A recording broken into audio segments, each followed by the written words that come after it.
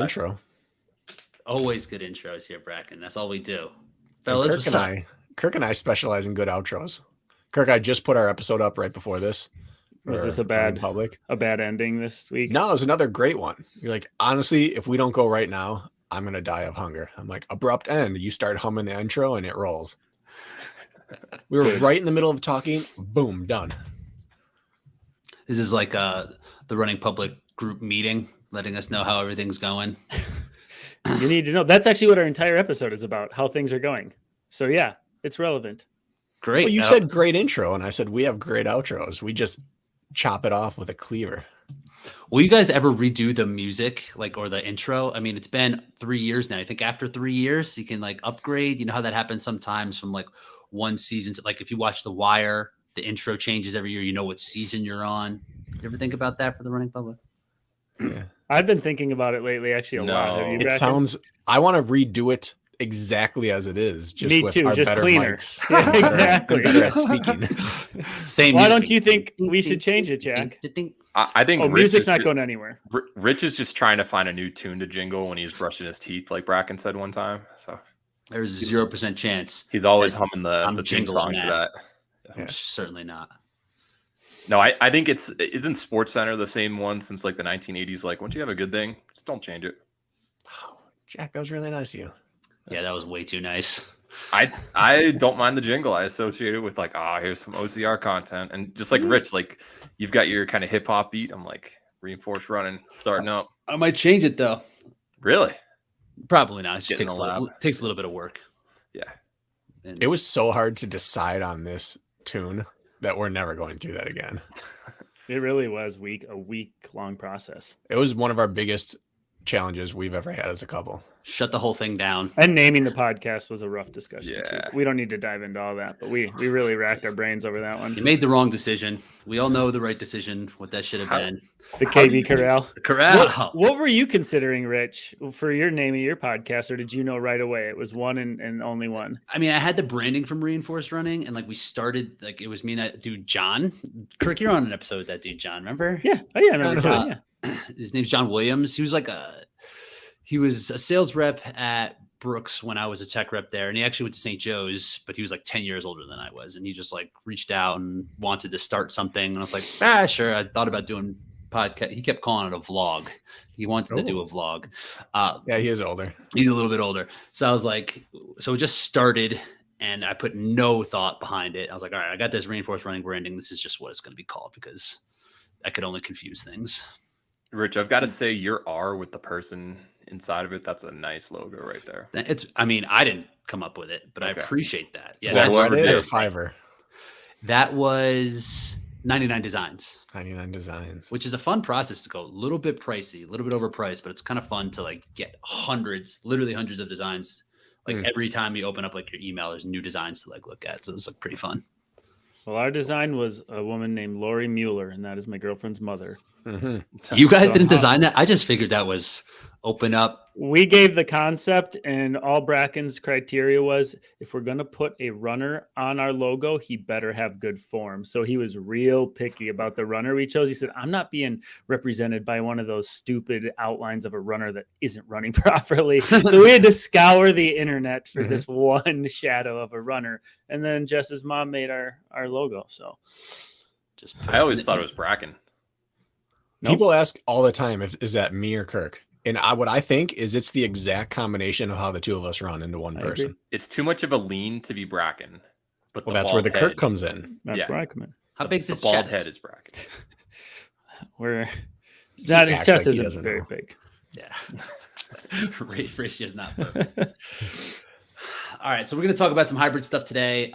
But I did first want to talk. We were talking about something before we popped on. I brought up the fact before we started recording, and then we decided we should just start recording. That's why this has been a bizarre intro, very unofficial. I was asking if you guys had seen the Hunter video and the response to the Hunter video where he got harshly critiqued for his row form by the CrossFit community, or the rowing community. Sorry. The rowing community just laid into him. He made a rebuttal video explaining himself, and then the rowing community just doubled down on their hate for Hunter and his rebuttal video. So his rebuttal was Yeah. more than an explanation. It was a an 6-minute attack. video. Yeah. Talking And shit. Was he telling them, calling them all crybabies and stuff? so I asked you guys if you'd seen it, and then we just hit record, and that's where we started. Yeah. I saw the rebuttal and some of the initial hate towards him. I didn't know that there was doubling down on it afterwards, so that's news to me. I was just saying it's a good read. If you want to spend like a good 15 minutes being entertained and knowing what some of the people who are the top end of their craft are going through, like you put stuff in the world, people are going to hate it sometimes. It's just the unfortunate truth. And so people hate it. I think I missed the whole thing. Was it just him rowing, or is it him giving rowing tips and then about like high rocks? Like, here's how to row for high rocks. And then like rowers saw it and were like, this is stupid. Like, you're doing it all wrong. And then he was like, well, it's not stupid because of this. And they're like, no, it is stupid. Is that kind of the gist? You nailed it. Yeah, that's exactly the gist. He was doing rowing as part of, I believe, a hybrid workout, right? Mm-hmm. And people started laying into him with this form in regards. And then his rebuttal was justifying what he was trying to achieve. And the fact it's within a hybrid session is very different. And he was kind of arguing his point on why maybe it doesn't matter how perfect his form is. I think that's fair. Hunter was going a lot about if you're doing a 2K straight up row time trial where you're simply back and forth, just doing typical row form versus hopping off and doing burpees or some other movement and then hopping back on real quick, you're going to have different forms. Just like compromise running is going to be different than regular running. And he was just trying to break that down to justify his opinion on the topic earlier. But the purists who only row were not a big fan of his technique. And we've talked about that exact topic on here. We talked about it with Kent, I believe, during a live stream, that the best rowing technique is not your best technique to be able to get off and run afterwards, because it's 2-leg dominant. You have to be able to shortcut it, use your upper body more, and generate some wattage from a place that doesn't come from the same main movers that are going to move you on the run. SPMs, strokes per minute. But where he overstepped, in their eyes, outside of form is always overstepping in everyone's eyes, was he basically called out in specific a British rower who is a world champ, and kind of ended it with, I think the caption was even "the ball's in your court," like kind of put him on blast and called him. And the smaller the community, as we've seen in OCR, the more rabid and personally connected to the top people the community is. And he's one of the best British rowers of all time, or of at least this generation. And the people just, the first time Hunter has overextended himself in a place where he can't back it up. Like in CrossFit, on any given day, he could have beat any given CrossFitter at any given CrossFit Games event other than some of the power ones. Not true. But anyway. Yeah, I mean, if you had he made it to a few of the farther events, he could have won some of them. He could have won like that ruck, but if there's like with no skill at all. The mountain bikings, the Oak Horse, some of those other, like at the games, he could have acquitted himself well. In high rocks and OCR, even in some trail running and merit, like he can acquit himself well. He cannot row with this man, and he doesn't want to put himself in a place where that is the issue. It's one of the few times where the whole comment section, it was like 95-5 against Hunter. Oof. Only on his own, hardcore fans on his own were channel. His squad can come to him? Not enough. And it's just like blatant, like, I remember when I got done with The Bachelor and I dumped this girl and people be like, "You're the worst person ever. I hope you die." I was like, that was fine. It would be like, "Well, you're ugly anyways." That would be the one that would hurt my feelings. Right? Like, "Well, you're ugly." I'd be like, "Oh, I'm ugly." And it was like that. It was that type of like pettiness that Hunter got on a lot of his comments in rebuttal. Was just like, and your hair, you got a tiny dick and you look stupid. Like, it's just like, it was just ridiculous. And that's why I thought it was amusing. It reminded me of that. Yeah. He got challenged to a 5K row by one of the guys who he was going back and forth with. And Hunter's like, "No, like, right. I'm not doing that. That's a stupid way to quote settle this." Like, did you see that part, Kirk? I didn't see what evolved after that. No, I'll have to go back and read. I'm sure there's plenty more to read now. Both sides are correct. But Hunter will not back down from anyone, and internet trolls and armchair quarterbacks have no reason to ever back down. And so it was just pure hatred and like animosity, and he was drowned by it. I've never seen Hunter get the worst of an argument The and row he is community. taking this one on the chin. This is, Wow. in my opinion, like he's getting more flack for this than the CrossFit Games invite. I mean, not in terms of volume, but in terms of like picking sides. I feel like a lot of people are like, hey, give him a chance at CrossFit Games. Here, he's not getting any love from anybody. Yeah. I'm actually, I don't need to hear from a person who just rose chiming in on somebody's high rock stuff. Racky, you mentioned a guy a couple weeks ago in a group chat. You know, got to put him on blast, but he was like a really high level rower, and then his row at High Rocks was bad. Mm-hmm.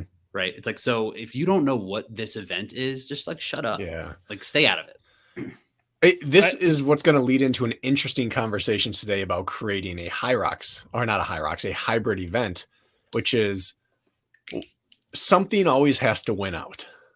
Right. And generally it's the individual skills that are their own individual sport don't win out. Like if you make it too long, it's only blank that wins out. And if you make it too short, it's only blank. Like it's really difficult to make it so that you have to have pristine form at something and also have pristine form at everything else. That's why CrossFitters get crap for their Olympic lifting reps, because they're doing it for time. And so they shortcut the pieces that are not helpful for speed-based reps. And both sides are going to be right. No, that's not good lifting form. And also it's the best possible form for the task they've been handed. And it just makes for this fantastic situation where we get to watch people who both sides know that they're right. And so no one ever backs down. And Hunter's the greatest person to like fan the flames for these fights. And he keeps finding himself in these fights because he's good enough at everything that he gets on the radar of world-class people in other events. He's a pathetic poser is what I read. Oh yeah. So who knows? That's craziness. That's what they saying, things like you shouldn't even row. I'm paraphrasing. What happened is he was giving a tutorial in a sense and giving his opinion on how it should be approached, right? And then they're like, I can't believe you're putting this garbage out into the world. Are you kidding me? Look at your form. That is ridiculous. Hunter felt the need to defend himself, which I thought it was a good argument. Like I listened, I was like, yeah, like good on you, Hunter, for like I understood it through his eyes, and I was like, reasonable. Hunter reasonable anyways, not normal person reasonable. And then that's the gist. He broke it down nicely. Yeah, he broke it down. They very mad that he would charge for advice or give coaching or advice on, in their mind and eyes, bad row form. That was the sticking point, is that he was stealing people's money. House. Yeah. It'd be like if we saw some big, jacked, beefy guy running with horrible form and selling marathon plans. Happens all the time, and we call these people out. Not always, but do you think it's the same? Because then it's like a big jack dude be like, I'll fight you to the runners, and they could be like, yeah, you're right. I'm gonna lose this one. The difference being that there is no hybrid form of something else that combines running that we're not all better at. Right. This community that we're lucky to be a part of is the dominant force in mixed modality competitions. So the rowers are not part of mixed modality anything, and so they can't comprehend what he's trying to do. And they also don't look at his metrics. They don't look and see that this guy could have been one of us. He just chose to do other things. And they probably have no context for how well he can run or he can do the other things. They just doesn't mean anything to them. You think they've ever done 80 meters of burpee broad jumps, row 1,000 or run 1,000 and then go into a row? No, they don't know what that feels like. Yeah. Mm-hmm. Yeah. I think I'm waiting for like a year from now when they hold the Olympic trials for what's that speed canoe that Hunter's going for. Mm-hmm. And he just like responds after this has died down with like an Olympic team berth if he makes it. I would love to see him actually decide this matters to me. Yeah. And drop like, what would it have to be? 25 pounds and row and row and row, and then go and become a national caliber rower, because he could do that. World caliber, who knows, but national caliber, absolutely. The question is like, I'm asking is like, do you guys engage like he engages? Have you ever entertained that sort of, I don't know, hype, hate, of that? Have you guys done that yourselves? Do you remember like the B team thing for the women? Oh, Yeah. that's a couple right. years ago. I was like, they wanted me to issue an apology. I'm like, I'm not going on a podcast and apologizing. You're not as good as Lindsay. Too bad. But you publicly came out with something on like your social media or on a podcast where you were like, no, I'm going to entertain this petty argument. And you've done, that's what you did. I mean, that's definitely an example. I remember I had another episode with Matt where he was saying VJ's not that good. And I'm like, are you serious? You're such an idiot. But that was more Matt kind of taking the stance. And I was going up against him there. But those are probably all I can think of in this domain. None of us have a big enough platform to engage the way Hunter has. Kirk, maybe, I'm sure, because of the Bachelor stuff, and the little petty comments, people are really drawn to it. They're polarized by what happened that Kirk was involved in. A long time ago. But I've never been polarizing enough the way that Hunter is. Most people are like, great job, man. And I'm like, thank you. You just think he would know better. That's all you would think. I get mini version. Go ahead, okay. Kirk. No, I'm just saying I still get real strong hate because I post dead deer on my Instagram, and you would be surprised how much that rises, which I could defend myself there, but I know better because once you engage, it's over. That's what they're hoping for. They're correct. They want to get you got to be careful. They want to educate you. Yeah. Back when I was prepping for the Jacksonville that I DNF'd when I tore my calf, I was doing a compromised time trial on my treadmill in the basement. It's basically strung out backwards, upside down Fran, but OCR specific. So 1,200 meter run, 9 reps of something, 800 meter run, 15 reps, 400 meter run, 21 reps, and then I finished with a 200. But it's reps of 2 different things. And the real Fran is, I believe, thrusters and pull-ups. Yep. And for this one, I did thrusters with dumbbells and fast speed, like pull-ups like this, real fast. And, and I had some people on there like, oh yeah, real good form, bro, or something. And Matt Kempson was one of them. Like, he said something and I replied, I'm getting ready for an OCR course where I have to have fast hands on obstacles. So I'm just doing quick, fast pull-ups. He's like, no, it's just bad that we're already the laughing stock of the fitness community. We shouldn't be putting things out like this that show bad form. Like, come on. All right. Then that was the end of it. But it was like one 30-second clip of a time trial to prepare for an OCR race. And people looked at my pull-up form. You probably got mad too, weren't you? You were like, they don't know what I'm doing. But the mistake you didn't make was then follow that up with a post insulting people and justifying calling out Matt Kempson needing to do that. Yeah, calling out Matt Kempson. No, I got the last word on Kempson. I think 10 weeks post meniscus, I whooped him in tennis. My first time playing tennis as an adult. I took him down. It's gotta hurt. I got him back. He also had a meniscus thing because I remember doing the incline with him, and he was having some knee issue. Probably got it that day from me sending him line to line. Yeah. Anyway, it was the one little glimpse of this is how quickly it happens. You would drive yourself crazy. Even just, I was in some comments the other day. There was a dude, this was a while ago, Dieter Schwarzkopf in Germany set the open world record. He's a sub 60 pro, ran open, set the record, acted like it was a huge fucking deal. And I just made a comment like, this is stupid. Why is he doing this? And then I engaged, someone else was like, why can't you do it? And or someone made a terrible point, and then I responded back, and then they made another terrible point, and I was just like, I cannot talk to people on the internet any longer. And it was like kind of got in my head. I was like thinking about this person who I don't fucking know about some stupid comment that they're making. By the way, who we were talking to Ryan Kent, this is a little pivot, before we started recording our interview with him, which aired last Friday, and he believes he knows who the Karen was talking about, the commentator that this person wanted to get rid of, and he's convinced of it. Because he's watching live. Because he Ryan feels Kent the same. cracked the code. He feels the same. Do you guys have any guesses? I'm going to guess it's Bracken. Kirk, I don't think we can give the answer. We can do it off mic. Blink twice if it's Bracken. Yeah, because I thought he said like don't say you heard it here, but oh shit, did he say that?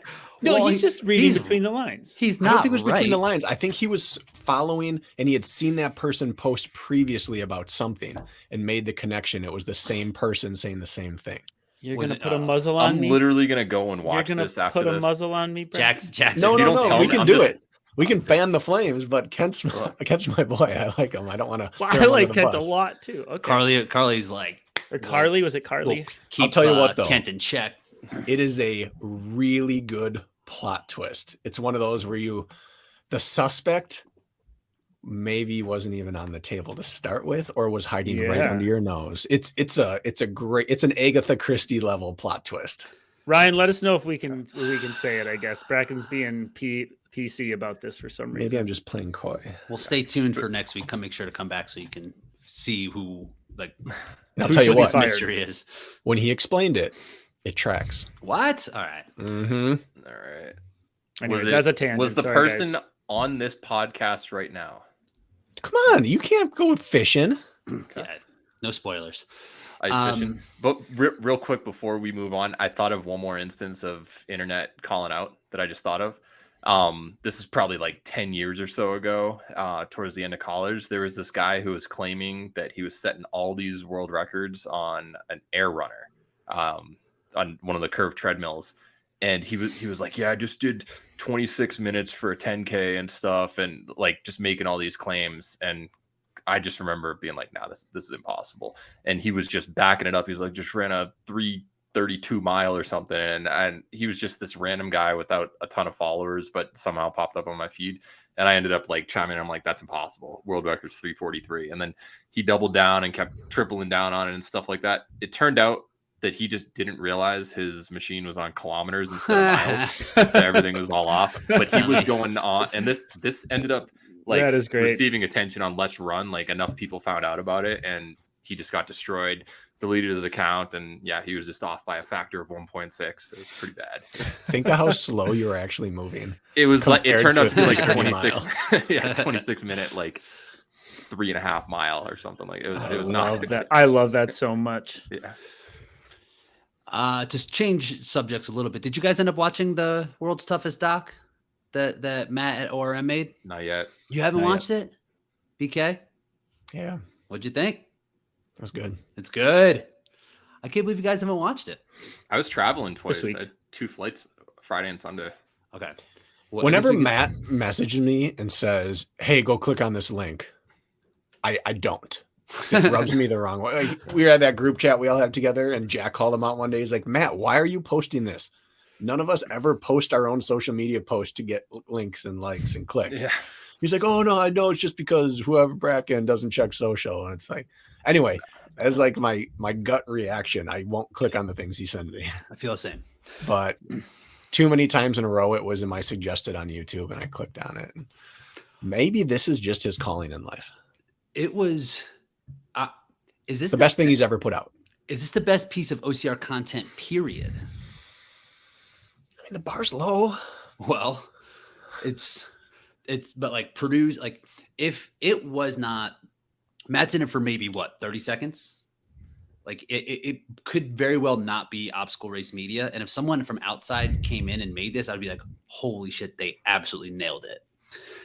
So him doing it well on the inside, he was able to kind of tell the story really well and hit the characters and that we know. So from inside the community, from my perspective, I thought it was a home run. I'll watch it. We've only had a few professional attempts. Rise of the Sufferfest was one. I thought it was very self-serving and honestly boring. Yeah. That's just a take that can happen a decade after it was released and not hurt their bottom line. The sum of its part, or what was it? Its whole was less than the sum of its parts. Like all the drama, all the build up into it. It kind of, to me, it just like, it was a disappointment. The old NBC productions, I thought did a pretty good job of capturing the essence of the sport. And then there's this. There's not a whole lot of other professional attempts at things. And Matt's comes off looking like the kind of thing that it reminded me of a bit of what Surviving the Cut. That was that old Netflix documentary series on Hell Week. And it got you to know the people in the Special Forces Hell Week. You got a grasp of who they were and what they were going through. And it made you half want to do it and half realize that you would crumble and die doing it.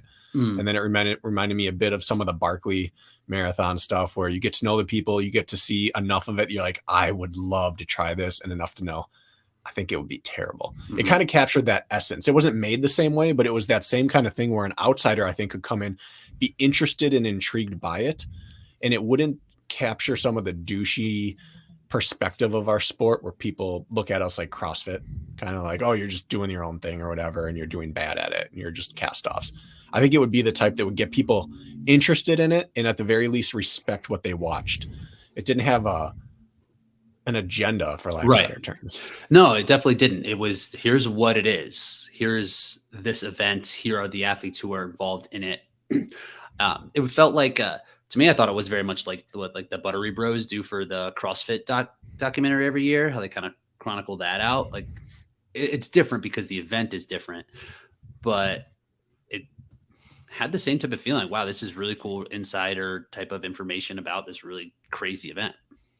So for people who haven't watched it, including myself, I believe you just go to, it's on Obstacle Racing Media's YouTube channel, and it is called what? What is it titled so people can go find it? I don't know. World's toughest 24-hour race or something. Oh, it's like just that simple. Yeah. But yeah, it's just on the Obstacle, or I saw it pop up on my YouTube the other day. But yeah, it doesn't use mutter in the title though. It uses the toughest 24-hour race. Something like that. Yeah. This will sound bad towards Matt, and I hope he doesn't take it this way. But the best thing he did was not include himself. Because there's two type of documentaries. The one where the documentator is making it in order to be on camera. And then the type where whoever's doing it is doing it to show us what they're interested in. And he took the second approach, which is the right approach, unless you're like someone famous doing it only to get like the Fahrenheit 9/11. Michael Moore. I was thinking Michael Moore, yeah, where you have to be the center of it. And even then, sometimes it detracts from it. But Matt took the back seat and let the story tell the story. And I thought that was genius. Same. Yeah, it's not necessarily a slight to Matt. It could be. We can make it that. Yeah, and he could take it that way, but I don't think it's that Matt would have made it worse. I think it's that any human being not being one of the racers would have detracted from it. The choice of from a storytelling perspective was the right choice. It was. I commend him for that. Yes, not that he shouldn't be a character, which he shouldn't, but it's very good. Yeah. Very good. Well, guys, what the hell are you waiting? Go check it out. Everybody go watch this. Watch later list. I'll watch it this week. All right. Good. So we are still kind of in between stuff. There's not too much popping off in the beginning of the year. I was wrong on the dates for the European Championship. That'll be next weekend. So next week, we'll talk a lot more about what's going to happen there, what's looking like for High Rocks overarching in terms of like what we can expect for the rest of the season. But today, we're going to make our hybrid race. We are going to just talk about the different pieces that we want to see from a perspective of an athlete and from a spectator. So I'm kind of excited about it. I've done this a couple times, but I think this is really going to be a fun exercise to like create our own little hybrid race the way we created our own world championship course for obstacle racing. Yeah. Tune into those episodes if you're curious what we thought of those. We did those last year. Yeah. Subscribe to Patreon. Do the whole deal. Right. So there's a couple different things I think we should address with this is like the different pieces that we want. Let's kind of go through that. Like, what are some of the elements of a hybrid race that we should like knock off right from the start? Like, is it duration again? Is that the first thing we need to cover before we start talking about it? Or is like different elements that we want it to look like? Percent running, I think, is going to be a key differentiator. Because that's like a differentiator between DECA strong versus DECA fit. You know, no running, some running, and then High Rocks obviously has the most running. So I feel like that. Are we going to go with a single event that we're going to come up with? We could have it. We could do whatever we want. We all need proposals for world championships. We could do that. But the beauty of the sport is having like, do we have to decide? I guess, do we have to decide on the ultimate race distance to crown the true hybrid champion, or is the beauty of it the fact we can go from 12 to 62 minutes? and still make it just as legit on both ends of the spectrum. Like that's going to be a tough thing to argue. I think it's a I think challenge. I want to hear each person's view of what the best is. Okay. So percentage of running is where we'll start. How Is much running? No, we don't have to start. I think that's probably, in my opinion, like the biggest differentiator if we're going to choose one event. But I'm open to just having solely Deca Strong reimagined, for instance, like without running. Well, I think that's one big thing to test. I think the other big question is how much is skill represented versus just absolute work. Yeah, yes. Output. For example, High Rock's choosing to do a sled or wall balls versus doing a leg press. Maybe not. Maybe squat or having to go, power snatch or something like that. Yeah. Choosing something that someone who's farm strong, CrossFit strong, powerlifting strong, and then someone who's like a decathlete, an NFL running back. You could all come in, see a sled, and realize I need to drive this forward. Mm-hmm. And really, technique is probably the least important thing if there was no such thing as a carpet. Mm-hmm. So I think that kind of thing, how much skill is present. And I thought like the main thing worth arguing or discussing today was the strength to weight ratio conversation of, yes, running will, all the running in these events will cater to the lighter athletes. So that's where they make up time, right? But a lot of the workstations are really related, like how much mass you have is going to dictate how good you are at them, and the lack of simple body weight movements, or where if you're 140 pounds, you're screwed no matter how good you are because you're going to lose 4 minutes on the sled. Like if there were ways to counterbalance that, whether it's burpee box hopovers or it's something where it's just a body weight, so you're not penalized for your stature as much. Even though your stature can help you on the running. So it's an argument worth having is what I think in regards to what they should do in that regard. And that's kind of like, I guess we can call that race balance. So it's kind of what is it going to lean into? I think Bracken was either talking about before or off air where it's like, what, if it's all light guy stuff, is there nothing in here for strong guys to catch up on, and vice versa? So I think that's also important too. Simple judgeability, I think, is a we're gonna have to talk about that. Yeah, like box jump, burpee box jump overs. Doesn't matter if you stand up tall. You just have to clear this 24-inch box, get to the other side, touch the ground, hop back up, do it again. That's simple. And I think the question is also kind of building off what Kirk just said. How much do you want it to be available to everyone? Like at the top of any sport, there's a body type that matters. And that's the unfortunate truth. Like, for sure. Do we want to build this so that 140 can compete with 240? Or do we want to build it that it's probably going to center around a type that matters most? And I don't have an example for how you would make it across. I think everyone should be able to complete it, but to be good at it, like the nature of sport is that it doesn't work that way. Yeah. You'll have a Dylan Scott show up, or like a Forrest Bogue, who's a smaller athlete and can probably do well. I think that you're just going to see people like that emerge no matter what. It's not like Rebecca Hammond was huge when she just came into High Rocks and, started doing great there. And that's definitely demand on the weight side. But yeah, it is an interesting balance there. So in terms of the skills, right now it is very low skill. Like if of the two categories of race that we have now, we'll just say Deca and High Rocks is kind of where we'll take a lot of our examples from. Probably the station that has the most skill associated with it is probably the row and the ski. But then outside of that, like the wall balls, like a simple squat and a press to a target is probably the highest skill. And it's the one that gets screwed up probably the most. So there's that was a nice transition. Bracken maybe that was a fake unmuted himself to cough into the nicely done. I like it. Sorry. Now it's got me going. Cough sent right through the microphone directly to me. Someone else talk. Burpees, that's another kind of sort of skill one. Dropping down into a burpee. Granted, there's a lot of like you're not really extending at the top. It's just get it over your head. But that has multiple components into the I think movement. that's More of a technique versus standard. skill. Yeah. Yeah. Like with the sled, how you pull it back matters. There's technique you can learn, but you don't have to come in with skill. Like you're I talking think a snatch or something, that there's prerequisite skill to even be able to learn the difference between a hang snatch or a power snatch. Yeah. Go ahead, I Kurt. think judgeability, as Jack said, is huge. And I think that ties right in with skill. Like, I think this should be a 0 skill, all output endeavor. If you want to work on skill, go to a niche sport.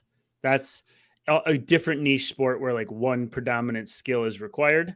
Like, we're not trying to be decathletes, I don't think, here, where it's multiple skills. Like, this is an output sport. I think just erring on that side, I think, is kind of the beauty of it. Like, being really good at exercising. Like, that's what this sport is. Heck yeah. Let it be that. Let's go. That's what I think. So you basically don't want hunters haters to be able to come in because they're skilled at rowing. Well, they're allowed, of course, but Yeah. I mean, To do how well. much skill is there really? I'm saying not if you're gonna stay where we're at, that's fine, but not like leaning into the skill side Yeah. of You don't want movements like any more than we already are. chest to bar muscle ups in the same movement or like some Correct. difficult. Yeah. I think that I think the skills needed right now are very low. And maybe I agree. maybe that's a conversation we have for, should this be something that everybody can do from a practical standpoint? And maybe there's like levels of the race, right? Where they can kind of up where you like the race based off of the skill. I think there could be a little bit more. I think that would open up some different, I think it would make it a little bit more interesting if there was some skill, and to the point where, as long as it's not like negating how much work you can do, like say something like rope climbs, like that's definitely a skill, but it's also a big endurance piece. But if you get to a point where your skill on the rope isn't good enough to get you through 5 reps without needing to like stand there and look at the thing, you're now taking away the absolute power piece, right? And you're hamstrung based off of the skill that you have to climb this rope, or like very specific grip endurance. Like that. I guess I look at that as output. When I think of skill, I think of like Ninja Warriors gripping bananas, swinging across. You know what I mean? Like that's still output to me. In my opinion, it's still low on the scale spectrum. I think that's why there's room there to get a little bit more skill. Going back to TMX, that was different. That was like, we're doing sandbag cleans, followed by butterfly pull-ups, followed by like, that was like that. Even slosh pipe, overhead lunge that walk. Was very difficult. If you've never touched a slosh pipe, correct. That's tough. I'm saying I don't want to see it be that, but I think you are right. I'm not saying that this is too much. They're requiring too much skill right now. They're not. It's very much output driven, and I like it. I'd like to see it stay that way. Rich, you mentioned like rope climb as one of the things. Didn't hunters struggle on the rope climb in the CrossFit Games? And that's something you would think easy. He's an obstacle athlete, but once you beat yourself down a little bit, even if you're as familiar with it as anybody with that movement, it's going to catch up to you, and that's what happened. What do you think on the skill side of things, Bracken? I think part of being hybrid anything is that you have some of those fringe skills to begin with. Like I wouldn't see muscle ups as something you couldn't have in a competition. Mm-hmm. Maybe you shouldn't. Maybe you should. I don't think handstand walking is something that you shouldn't have. I don't think I like ground overhead more than like a clean or something like that. But I think that functional activities that are not super niche are appropriate, but it has to hit that ground where a good athlete could learn this in a day. Mm-hmm. I think that's what matters. It's not, this requires years of doing something. Can also increase the weight to make it a little more difficult to balance things, in my opinion. Like if it's, what were the sandbag cleans in TMX? I think like 120 or so. 120 with real flimsy bags that were it felt a lot heavier than 120. Mm-hmm. Even some of the CrossFit Games athletes were stopping and regrouping on that, which was surprising. But if you just increase the weight, you're gonna balance off that, the ground that people who aren't good runners lose, because now you have to reset after every single rep, and then regrip it, take a couple seconds, drop it, catch your breath, shake your arm. Like that's what a lot of people were doing, and suddenly you lose 2 seconds a rep times 15 reps. You just lost 30 seconds that you might have gained on a run. And I think just increasing the weight on a relatively lower skill but still skilled movement, that can help balance things. Did you guys watch the CrossFit Games this past year where they did their main lift as that sandbag, like a sandbag clean? Yeah. Mm-mm. That was just get it to your shoulder, like do whatever you want to load get it to your shoulder. Right. Yeah. So like the weight did go up to Jack's point, which made it more challenging. But then there was this woman named Jacqueline Dahlstrom, who's one of the more slight competitors, who just kind of figured out how to do it, like got up there and like could kind of shimmy it all the way up. So the skill piece wasn't as present as it would say for like a max clean and jerk. It was more just like brute force to get it out there. First time you're seeing this odd object. So I kind of like something like that, like seeing, like having the weight go up to make it more of a challenge. I think it's a good call. Yeah, I think that speaking of like heavier weights, that should be something that should be involved. We don't see that. We see farmers carries, and that's the only time you're loaded the entire time. I wouldn't mind seeing a sandbag carry, like do a lap with a sandbag, something like that. Or you have to do a bear hug like they did in the CrossFit Games in downtown Madison. You had that sandbag or whatever. The cross thing, whatever. Carry something like that where it's just going to tax your arms and, just your core by loading yourself and having to carry it a distance. That would be speaking Kirk's language right now. Carries. That's right, baby. Yeah. Soul crushing. Carries. But you don't see that in hybrid. Farmers carries. Name one other carry type thing. And I understand like it's kind of hard to get something like that, but you can get 100-pound sandbag, do a single clean, get it in your shoulder, and just have to go. But a 70-pound walking lunges, that's not really that heavy in the grand, like getting it on your shoulders. It's not too bad. Totally. I like looking at the strongman world and watering those things down. I like the idea of stones. I like the idea of yoke carries. I like the idea of having to move things and progress rather than complete reps. Yeah. Reps at stations into runs. It feels like pauses. The runs are a pause to get back to the station, or vice versa. The stations are just a pause to get back to the running. One thing I think High Rocks did very, very well is kind of balance out the work to run ratio. It's about as equal as these competitions get. And I think that's really, really smart. I don't love 100 wall balls. I don't know what that's a test of. Hybrid racing, I think it's supposed to be a test of something. I think anything they put right before the finish, you could argue is dumb. Right? Because what's the point? Or something like, One thing that's happening with this is they're finishing with a 400 meter elite or right or something. That's happening. Well, I think the question has to be asked, how much does running matter? Because if running is the main component of the racing portion, then all standards have to be matched to the run, I think. And that's what I think currently hybrid racing struggles with, which is if you're going to run 5,000 meters and the best people who could be good at this are this level 5,000 meter runners, then that general ratio between the best in the world and the people who can be best at this has to be made equal around it. So at this point, running is still the single most important skill. And do we want that to be the case, or do we want that not to be the case? Like what's closer to each other, a Deca Fit and a Deca Mile, or a Deca Mile and Deca Strong? Rich, what are the two most similar? Deca Fit and Mile. Okay, why is that? Because like half of it's running. Yeah. Yeah, like and then once you get to Strong, even Strong to Mile, they should be closer in relation. Yeah, the closer in duration for sure. But the fact that there's any running means that any running is the same as a lot of running. Top of the sport, it's basically 2/3, maybe 60% running for Deca Fit. For Deca Mile, I would say 40%, and Deca Strong 0. So like you have that drop off. High Rocks is about 55%, depending on how good you are at the zones. And to me, hybrid means the best of both. Yeah. Like when you think of a hybrid, anything, you're combining the strengths of both into one, not you're this and we just add this one small component. So at least to my definition, you'd want it to be equal. Like it is racing, so you have to complete the course fast, but I don't see any need for there to be a 60% running race and call it a hybrid. I guess that's what just changes.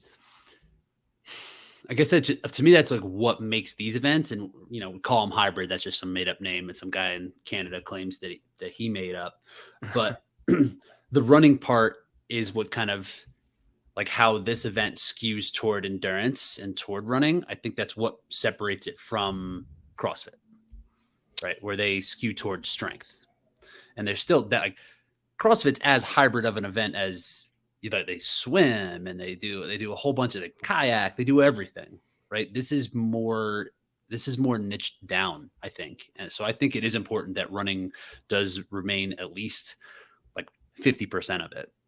I could not agree more. That's the exact point I was waiting to chime in with. Is if you they nailed the ratio already. I think something isn't broken. We don't fix it. If you start dwindling away at the run portion, significantly lower than 50%, then might as well just attempt to go to the CrossFit Games and sign up for your local box and start going ham like Rich used to do. Mm-hmm. I don't think. I mean, which is fine if that's the direction they want to go. But that's the big differentiator. And I'm afraid that it would become too much like that if running was taken away. Running specifically, even over output, strength to weight ratio, rower, erg, assault bike. Like still, that's not I don't feel like it's the right place for it or replacement for running. Again, otherwise it's not going to look much different than CrossFit. Well, and I think that's my point then is what is this a hybrid of? If we're creating the ultimate race, like what are we combining together? Run racing plus what? All other types of fitness? Kind of semi-heavy weights. I think the nice split, like let's say you're giving 10 stations. I like Jack's argument about making some heavier things and moving through space with them. Like Bracken, you talked about, like not just going somewhere and being stagnant. Moving. Mm-hmm. Like the sleds are great. Like for one thing, they nailed their sleds. Everybody's going to put sleds in their race, aren't they? Of some sort of push and a pull, I would imagine, because it's just a satisfying thing to watch and it seems fair. I think a good split of body weight work, whether it's a 7-8 foot wall you have to hop back and forth over 15 to 20 times in a race, for example, it's still a body weight strength. It doesn't matter how big or strong or little or light you are. And then counterbalance that, like Jack said, with like some actual heavy, like you still got to be big and strong, like almost a discrepancy there. 5 of the stations are pure body weight output and 5 are moving heavy weight either through space or something that's going to require people to be big and strong like Rich Ryan is, right? Like you still need to be that way. So I think like a big differentiator, giving everybody their bone, do you know what I'm saying, would be a really nice balance. I think with the weights, you have the demo team with CrossFit, you have American Ninja Warrior, they're testing it out where they're just seeing, should we make this a couple inches higher to make you have to lâcher a little bit more? Or what's the breaking point where they'll want to drop the weight in the demo team for the CrossFit? I think if you find that balance where it's like, oh, you could go unbroken, but you probably shouldn't because it's really going to hurt you next round, that's the number of reps that you need. And you need pretty high level athletes to test that out, in my opinion, just to be like, okay, well, let's do 20 reps of this thing. Is it smarter to rest at 15 and then shake it out for a few seconds and then do 5 more after? Or do you go all out and just get those 20 unbroken and then pay for it on the next lap potentially? Like that's the amount of reps you need. That's just my take on it.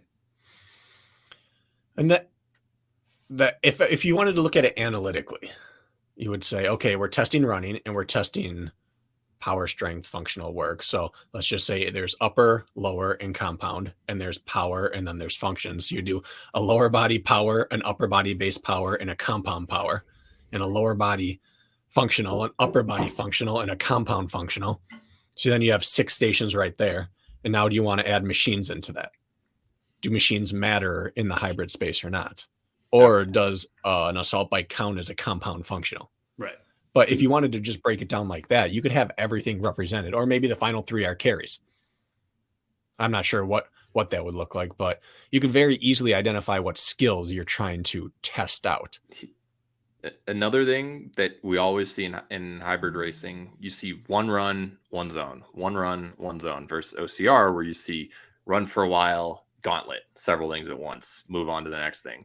Do we think that the current format where you have a predetermined distance, like I get standardization, 500, 1,000 meter, whatever, like should you do maybe 1,000 meters one lap and then 4 zones in a row and then 500 next and then one thing? Would that be too confusing for people to to get, because like after a while you just kind of remember what the format is for this stuff, but do you think that those perfectly even spacings, that's the right approach, or should we shift it a little bit? I think it's fun to play with the distances depending on when it is, because then it makes it was interesting, like when you look at High Rocks, right, there's 8 stations, and that's where you focus on, like, for the racing part, and then everything else, like the run almost isn't counted as a station. But if it's broken up, it could be like, oh, here comes the 800 when all the rest are 400s, or the 200s. Like, so it's like beforehand, it can be part of the strategy that you pick, how you're going to attack the before and after. And then it could be, to Kirk's point, trying to make things balanced. It could be something super heavy and crazy that will give the bigger, stronger athlete an advantage. But then there's an 800 to get people kind of back into that mix and keep people engaged. I think it should be played with. How about you just tell everybody, here's the 10 things you need to get done. You also need to run 1,000 meters between them all. Figure it out. Don't get all the work done however you please. I would line up to watch that. I mean, it would be an interesting take, but it would accomplish no perspective on where anybody is. Correct. But it would just be very interesting. Fun I'm not suggesting it. I'm just saying I'd be entertained at least one time to watch the chaos, and then I'd move on. But Could you imagine us in the booth trying to like call that if it was a Spartan race and it's like Atkins decided to do the steep climb first, but Hawks go in the other direction? It's like, we'd have no clue. Yeah, gong show. I'm just thinking it'd be entertaining. Strategy would really play in then. Yeah. It'd be a very interesting take on how, for your strengths and weaknesses, 2 athletes could have very different approaches and come out with the same result based on the flow of what they feel do 15 minutes of stations in a row, whatever it is, like if that's how long it takes the best, and then it's like run a 5K or trot for a 5K. Yeah. Well, like, sorry, I know you have a point there, Bracken, but like triathlon very much separates like swim, bike, run. It could be like stations output, which would be like erg, row, or assault bike, and then finish with a 5K. Like, you could actually compartmentalize and be like, step 1, these things, step 2, these things, step 3, these things. And I don't know, people watch triathlon, it's more popular than hybrid racing. So you could segment them that way as well, which would be very interesting. Not for long. That shit is boring. Doesn't the CrossFit Games sometimes have like AMRAP workouts where you've got 6 minutes to do whatever, and if you hit a certain amount of reps, you can move on, but a few people are like just short, so now they need to return to that thing while everyone else is getting a rest for the full round or moving on to the next zone. Like, I feel like that would be, everyone's just corralled, and then it's like, all right, go run you have 2 minutes to complete 400 something or 500 meters, whatever it is, and you rest whatever after that. I don't know, just thinking of different formats. Well, I think that the idea of separating it is very interesting to me, because our hybrid racing has kind of, without anyone communicating about it, everyone settled on the idea that the running must happen in between everything. Like, it's hybrid inside of hybrid. All running must be compromised. You have to be able to do it and then run, and then do it and then run. But the idea of being as good as possible at each individual station on short rest is equally hybrid. You're testing your maybe your absolute ability in each one of them, which generally leads to higher performance at all of them. You have to be a better runner if you know you have a 5K time trial at the end of this CrossFit Total or whatever it is you're going to do. But in terms of short, long, I kind of like, you might have a long loop and a short loop, and you stagger them based on what the stations are. Coming off of functional fitness, you're probably going to have some short loops for transitions, and coming off your big power, you got long loops. But the only thing I wouldn't want is a course that meanders and goes here, and there are things interspersed along the way. I think it was the worst part of TMX is that unless Cloverfield would work, but short loop, long loop, alternating back and forth. But yeah, I think it needs to be roughly 50-50 run to work. I think that long and short is good for 2 different run loops. And I am not against one skill set being tested entirely before moving to the next part of the race. I think that would be just a very interesting watch, and a different, like, if you were to add another offering into this space, I think the triathlon approach, we'll call it, would be an interesting second offering that feels very different. Like, yes, triathlon is boring to watch, Rich, you are right. But the best part of the triathlon is when the swim and bike monsters get out ahead and everybody waits to see if the run monsters can gobble them up, or if they somehow held on and put enough of a gap in there. I think whether you start with a run, end with a run, whatever the order is, I could see that leading to a good buildup where the mystery is still there, right? Like we go to the last modality and the mystery is still there. Wondering if they can pull it off in time or somebody can hang on. I could see that being very watchable from that standpoint. So you're saying like what you guys are saying, like they complete the 5K, but then there's still 3 more stations to go before the finish. Well, I think it could be as simple as like you got a 1K row, a 3-mile XCal assault bike, this on the erg, and whatever else you come up with, which are like power output but still aerobic, and then you go into 5 different strength demonstration modalities, and then you finish with whatever X amount of time on feet. I guess that's just a crack at it, but something like that.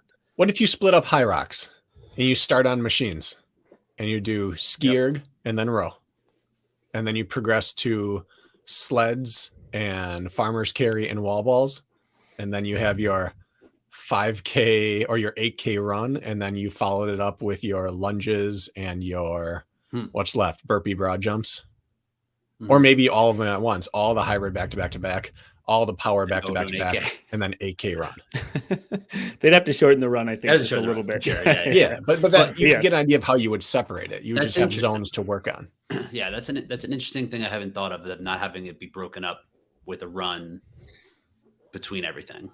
Yeah, Bracky, you've done a couple Spartan races, and if you just want to finish your point, go for it. I'll add this later. Well, I was going to say that you could also then make it very, very, very in a vacuum. You could start off with every test that you ever wanted to have. You start off with a 15-minute, 15% challenge, and then you move into heavy sleds, and then you move into all your like machine work, and then you finish with your. We want people to do this race. We want people to do this race. It would eliminate rock zones. It would eliminate that like the course design setup. It would make it a lot more simple that way. And it really comes back to what are we testing? Are we making the coolest race of both, or are we trying to find out who's the best overall at everything? Like a Dylan Scott, for example, benefits from the current setup, which is you have to be able to do them all concurrently. You have to be a monster at any one thing if you're a monster at work rate. And being able to do them all compromise versus you have to be able to put out on the machines. You have to be able to put out on the weights, and you have to be able to put out on the runs. Right. Because I feel like if it is that way, that the running would be, it'd be skewed more important. You know, after 1,000 meters of an 8K, the runners are going to be back to actually being able to run. Some. But yeah, it would come back to changing the run. It might have to be a vertical K. Get out Stairmasters. Or making it so that you have what the best in every sport could do at this, and each station is based around that percentage. So it's the same, the max out score, if it were scored like that, like 13, let's call it a 1345K is the best someone could ever hit. And a 5:10 2K row or what, and then you lower the distances until they're all the max at each would be about the same time spent doing it. Fastest anyone could get a 200-meter sled push and pull done would be 4.5-5 minutes. All right, so we're gonna probably do about a mile and a half or maybe a mile run will also be the component. Figuring out what those balances are going to be. I'm trying to figure out if it would even make a difference who ends up crossing the finish line first. Like that very drastically different setup. Would we still have our same world champs, or would it somehow allow for some other result? Like, would we still be finding out the same things we find out in the traditional setup? I assume it'd be pretty close, right? Yeah.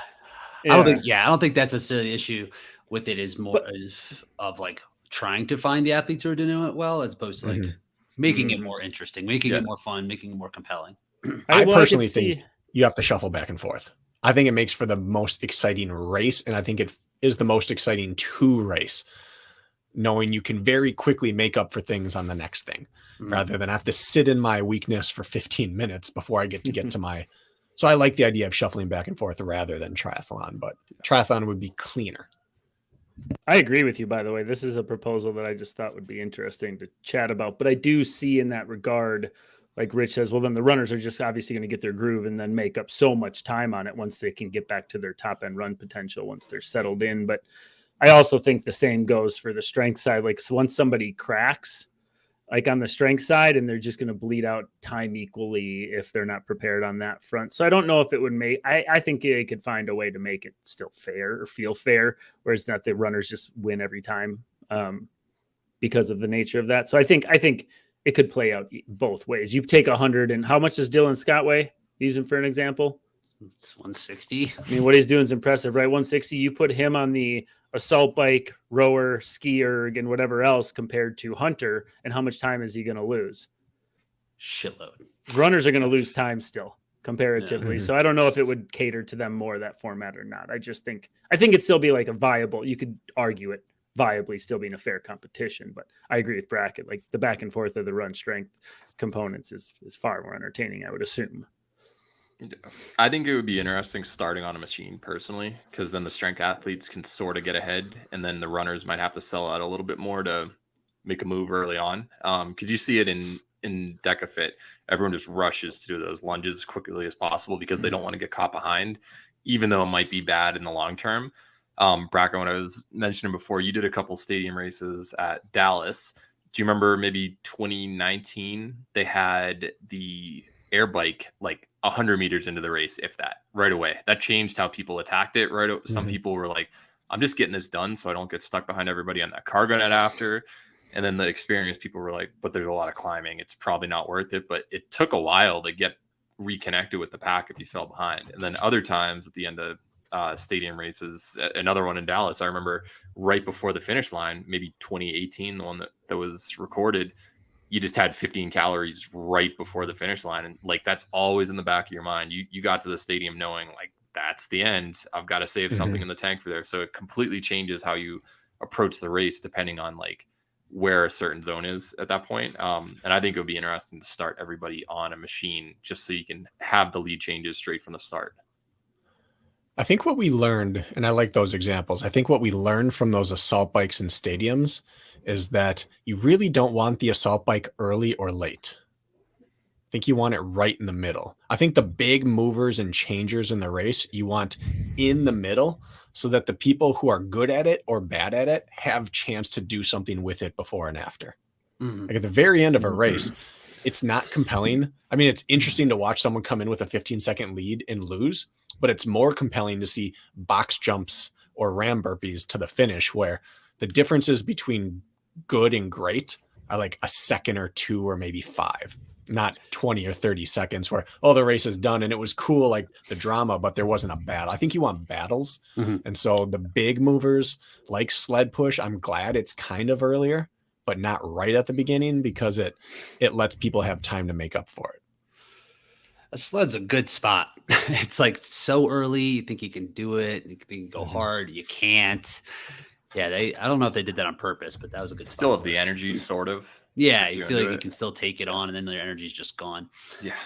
Where I ultimately see these races going is kind of changing the standardization, having it not. Even though I'm thinking about DecaFit for next year, it's like, oh man, it's just like the same shit again. I'm just gonna do it over and over. It's like there's gonna have to be a time where these races are going to have to make it like more interesting for the people competing. So how standardized do you think these need to be? Can they be different races each time? Like, can it be like what Bracken said before? It's like, okay, we have our dynamic pull, and that could be one of 10 movements or whatever. What do you guys think about that? You keep saying what I'm going to say next. It's bothering me. It's the second time you've done that now. Give me it. Yeah, it's exactly what I thought is like the appeal of the CrossFit Games, which obviously they have a successful model and a big following. So they are doing something right, despite pulling out of social media completely, which is bizarre. Is the guy people show up to the games and they don't know what they're getting into. Like, we understand what's in the pool of hybrid racing and what maybe the options are. And the course map in quotes is released on Thursday. And you show up and this is what we've designed for this. Holy smokes, would that be awesome? And then talk about creating a series for the hybrid athletes in which maybe this one does favor your high output athletes on assault bike or whatever it would be. But then the next one might be a little different. I think you would have just as big of a draw or more than you would by eventually this might get stale for you, Rich, after you win your second, world title. It might just be done. What's the appeal? I know. So I have a solution. Show up an hour before the race, wheel of names, all the 10 zones. You decide which one's first, which one's second, based on the wheel of names. Wheel of names. Big thinker. Yeah, and it would allow you to train real hybrid, which is one of the downsides of high rocks, is that you still have to just train for high rocks. Yes. You can't be good at Deca and high rocks off the same plan at the same level of goodness, even if you're equally skilled. Like if we have a Rich, for example, he can go from world champ to just getting smoked. Worked. Right? Worked. We saw Ryland, Kent, and Rich like a week later too. Them too. Yeah. But mostly Rich is what really we need to drive home to the audience. But if you knew coming in, my upper body is going to be taxed functionally and cardio wise. It might be ski erg 1 week. It might be hand bike 1 week. It could, we're not entirely sure what it's going to be. It might be a light Herc hoist that you have like 15 reps up and down with like 45 pounds or something.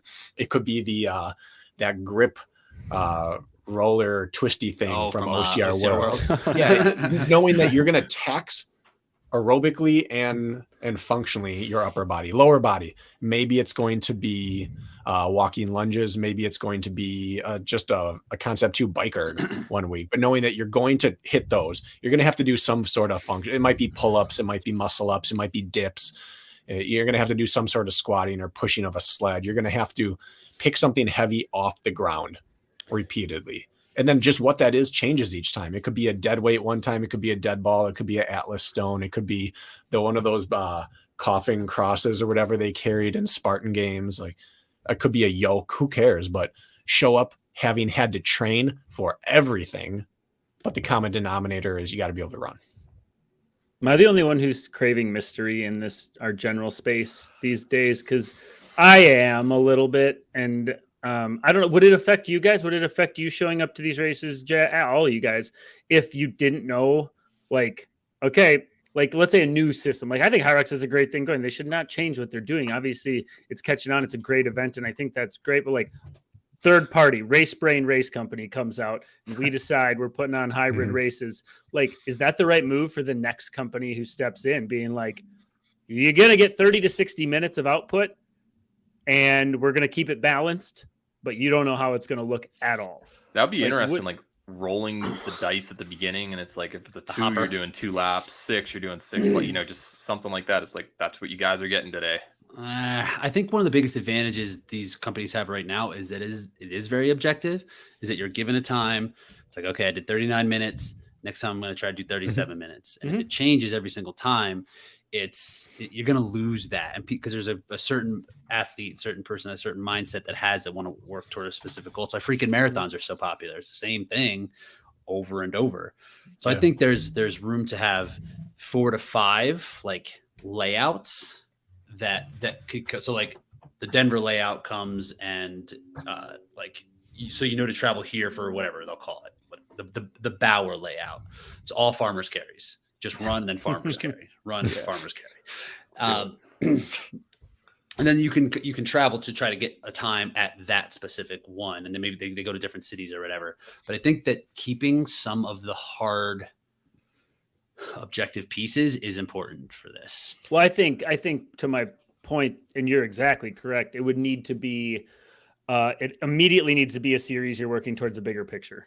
It needs to be a lump sum result to the appeal of, you're going to get 5 different courses. They're all going to be in the hybrid space. We're going to have the pros and incentivize with money, and hopefully the masses follow. And you're going to work towards one big goal, so we don't have to get caught up in the comparison of times on the same course. I think there'd be a huge appeal. That would make me more interested in the hybrid space for some odd reason, just the roll of the dice. We claim like Ryan Atkins and Lindsay Webster are fantastic OCR athletes and some of the greatest of all times. I don't care how many High Rocks World Championships Hunter McIntyre wins. He will never be considered the greatest of all time other than in this niche event of High Rocks. But if you made him do different approaches and he won out the series, I might be like, we could make an argument for him being the best of all time because of his flexibility. Yeah.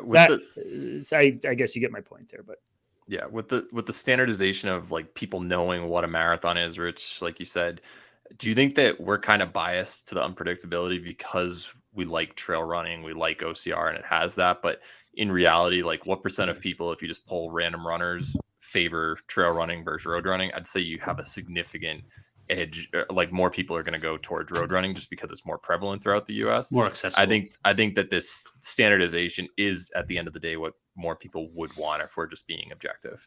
Yeah. And I think it's the hybrid of both, honestly. It's throughout the season, you have your regulated each start of each year. Here are our movements for the year. High rocks are going to be the same at every single event. All the qualifiers, everything's done off that. But regional, world, Pan Am, whatever label you want to throw on it, you're going to have randomization of what those movements are. Kind of like CrossFit Games, where you're going to all qualify off standards. But once we get here, we're going to test other versions of the standards. And I think what that would do is it would not alienate the everyday people who want to get better from race to race. And it would not alienate the people who just simply have one thing that they'll never catch up on. You have some people that, I guess you could put Jack and myself in there right now, of we know right now that on this current format, we're not qualifying for Worlds. We understand that. But if at Worlds we knew he might get all his farmers carries and I might get a bunch of I might get 300 meters of something where I just run and jump over walls, like over and over like a jackrabbit. Walls. I'll do a high rocks to qualify and get there for the mystery of maybe it's going to work well, maybe it'll be different. But knowing that if Hunter and Kent train for this all year round, they're going to go 1-2, most likely. We know that. We're rich. It's going to stop people. It's going to stop people from trying more as soon as you realize it's either my thing or it's not my thing. So I think the combination of both, having the opportunity for the CrossFit Games style thing, was once you're in, it's open to anyone again, but you can still make a great living dominating year round off the template. Should we design this? Should we design? One thing I want to put on our radar before we start getting to the designing is what the stations actually look like. Yeah. And right now it's very monostructural. You get there, it's one piece, it's sled push. You push it down and back 50 meters, and then you're out of there. I think that we can open that up to make even the race a little bit more compelling by having multiple domains in one single station. So you come in and then it's 3 rounds of 15 thrusters, 15 pull-ups, right? So you can even see the race inside of the race. One of the problems that some of these stations have, wall balls for an example, like the rep-based ones, or anything that's like static, like the ski and the row, you don't know what's going on. Too long. It's too long, and but if you're getting off of the row, we're like, oh, I mean, he did those 350 meters pretty hard. Let's see how that affects his dumbbell snatches or something. Mm-hmm. CrossFit has the rep lines, like move up to the next one when you're done with your first round of whatever. I think that is a good thing to discuss. I think we also need to discuss before we make it up is, have we just settled on running as the output modality, like the aerobic component? Or is it like there are 10 functional fitness stations of some kind and you go row, run, bike, row, run, bike, for example, like you cycle piece. For the output piece, you cycle through, or are we just landing on running as agreeing upon? Like, obviously we're very biased, so I'd say, of course, running, but is there any discussion there about running just being the output piece or no? I'd be fine shrinking the amount of running. I still think it should be about 50% because that kind of defines hybrid, because all the hybrid events have rowing in them already. CrossFit Games has rowing. Like, you'd replace, you wouldn't have rowing as a station now. It would just be a steadfast. It'd be what you do in between stations. Correct. Gotcha. In between is so you might have 15 minutes of cardio throughout the race, and 5 of it's going to be on the rower, only 10 of it's running, something like that. Sure, but something like that. I guess, is that even like a discussion worth having? It is. I'd like to either see all of the cardio be running or 50%. Like run, row, run, ski, run, bike, run, row, run, ski, run, bike, something like that. It's how much do you want to represent other forms of racing? I don't think it should be just rowing and biking. You might as well go do a different event. But yeah, maybe half of the half. So get rid of output stations. Like we have the ergs, the rower, the bike. We don't make those one of the 10. Get rid of them and plug them in for the output. Yeah. Now you just have to ski because it's one of the advanced run equivalents. Would that impact your ability to perform, Rich? Would that have impacted your world title? If, let's say, instead of a run, it was they mixed that up, do you think it would have impacted your ability to win? Probably a little bit on that day for sure. I think that takes Okay. it away from the runners. I think that that's an interesting way to be like, okay, like we don't want the fastest 5K, fastest 10K guy out here winning. If you cut it to 3K of running and 3K of rowing, it's gonna change the athlete quite a bit. Yeah. I may not have been totally clear on that either. I meant 50% of the run stations become something else, but not of the work.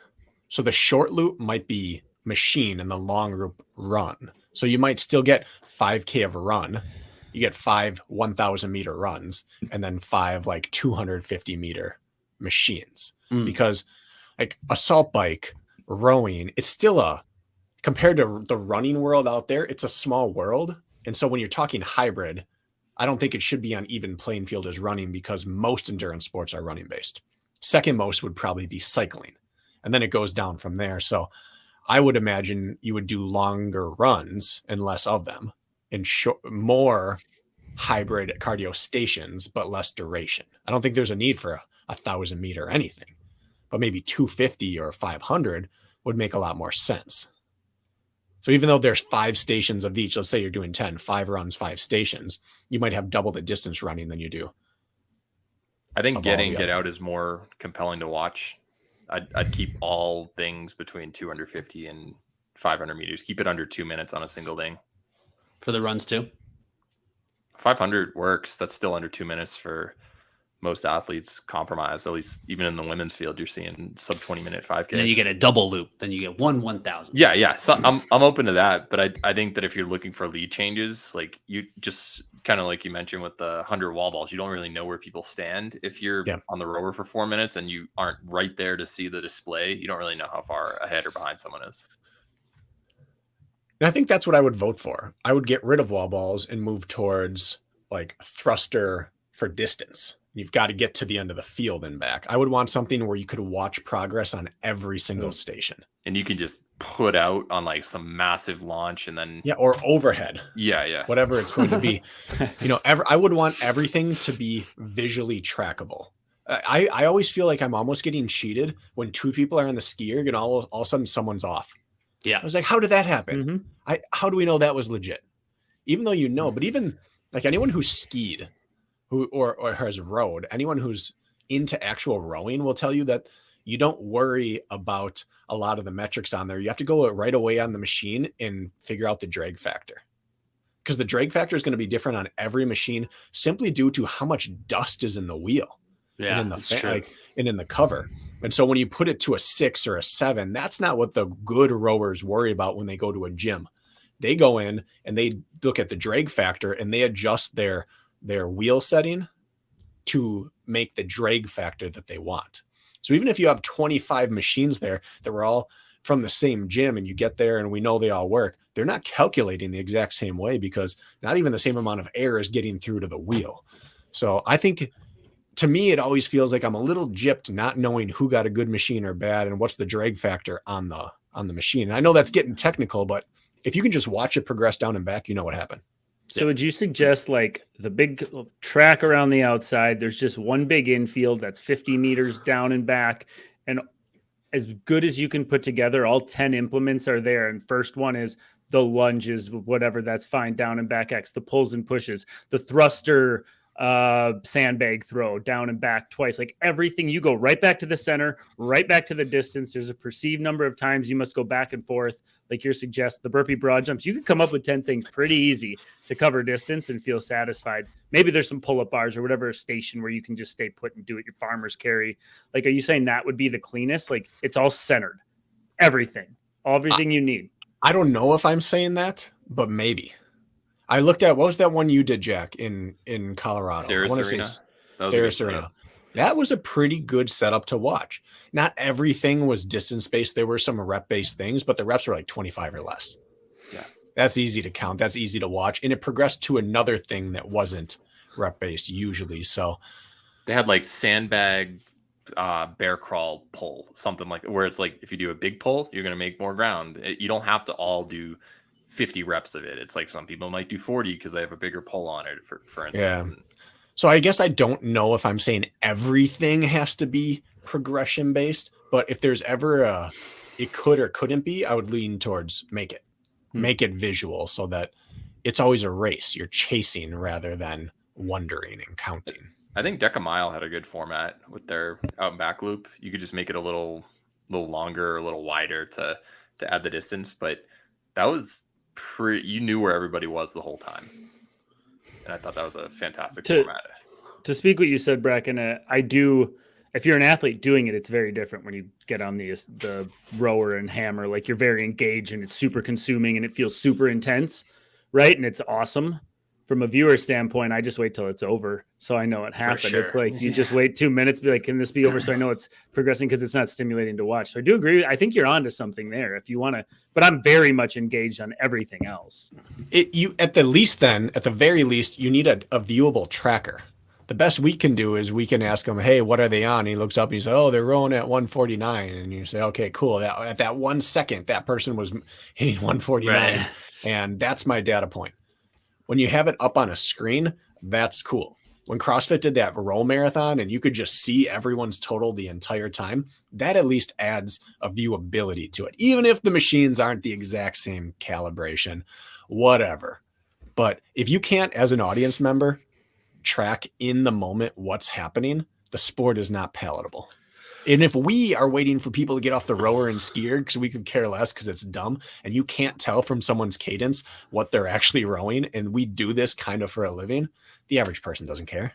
Right.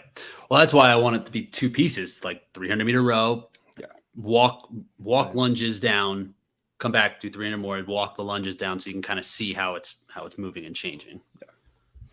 It's so interesting, like you said, Rich, like we need to be entertained, right? Like we want to be entertained and we get bored easily as a viewer anyways. But as you mentioned, like marathoning is still number one and people go out and they get watched on TV and it's a 2+ hour race. And that's as boring as it gets, yet it sticks. Like I'm confused on that. It's confusing because people can understand because they've gone out the door and put on their running shoes and run so they can relate. Is that why people still tolerate it? Because it's boring, but it's not boring. It's very confusing. I just find there's this comedic angle to this where we're like getting too bored watching somebody row for 1:40. Yeah. Like, we can't handle that, but we'll go watch somebody run a 2.5 hour marathon. Like, what's wrong with this picture? Should we also keep this completely flat? I know that it makes more sense to hold this indoors. Say that you don't go outdoors just because weather is unpredictable, whatever. You don't want machines getting wet and stuff. Could you introduce something like a Stairmaster where you add a vertical element to it, but you're still VersaClimber? Yeah, something like that. If you want it to look really stupid. I'm just thinking it doesn't take up a whole lot of footprint. Yeah, throw an elliptical. Yeah, the 1,000-meter loop has to be on the elliptical. Yeah. Everyone stop, put your fanny packs on. Put a helmet on. Yeah, put your helmet on. Elbow guards. There's transition zones in triathlon. I would have an indoor and an outdoor. You're putting on helmets though. I would have an indoor version and an outdoor. And the outdoor, it would be like the 4 or 5 that we do. It's an outdoor one. It'd be like Decamile versus DecaFit. It'd be slightly different indoor versus outdoor. Outdoor, I'd want to have a flat loop versus a vert loop. That'd be awesome. But pistols. 2 laser pistols. One other element. Oh, go ahead, Bracken. I think we can start getting into the really exciting, fun pieces and breaking it down to the small, but we run into the budget limit. Part of the reason none of these stations ever change is they purchase one time and they take it everywhere. You start asking to do other things, and now you're going to start requiring them to be like CrossFit, where they come into a place and they rent people's equipment or they buy it and resell it afterwards. That's a whole type of budget that we're not seeing in this space right now. So yet. Once what we're talking about gets enacted, money is going to be just roaring in, probably through our Patreon. Although we've given not one single tangible yet as far as creating our course. We've just posed more questions than answers. So these are the important questions like we always ask. Yep. Last like, what about the course type of question? Are we sticking this to what's seen in hybrid or CrossFit at the moment? Or are we going to add some OCR elements to it? Are we excluding OCR from what the definition of hybrid is? If there's a rig in any event, I'm not going. How about monkey bars? Or I'm just spitballing. Herc-hoist. Stupid. Okay. Something you could do at a gym. Okay. Something that requires output of some sort. I think rope climb would be a good one. Probably. Mm-hmm. Scary. agree. People get hurt. Too bad. Are we ready to do it? Bracken, you got something? Let's do it. Let's build this baby. Let's build this thing. I don't even know. Can we have like an artist send us what this looks like? Anybody? Let's start with distance. Let's just start with distance. Distance. Let's go one thing at a time here. Distance or duration? Yeah, either one. I think you have to have short, medium, long. I think you have to have offerings for all three. I think that High Rocks, Deca, and Deca Strong have proved that even in the hybrid world, there are skill sets that need to be addressed. I think that short, medium, long is good. And I wish they would lean more into trying to get the Triple Crown. Like 10 minutes, 30 minutes, and 60 minutes. Yeah. I think 10 is too short. Might be. I You think had 10. very different body types on the start line of Deca Fit versus Deca Strong, and I think that's cool to see. I'd like to see that middle ground. Where's the hybrid? Like, what is it? What like? It's a 10-minute race. Is 5 of it a mile? Are you running a mile full on and then you finish? Like, Well, maybe it can be very niche. It can be 15 cals on the assault bike right into your 15 sandbag throwovers. I guess it is finished with. It could be CrossFit. Well, this is the issue, right? You have to decide where's the tipping point. If you make it too short, you can't test everything you want to test. If you make it too long, and if you test everything you want to test, none of it gets worked super hard. None of it is exciting as much as it is a grind. So what is the duration that allows you to test everything you want? How many stations do you have? Right. I'd be happy with 8 stations.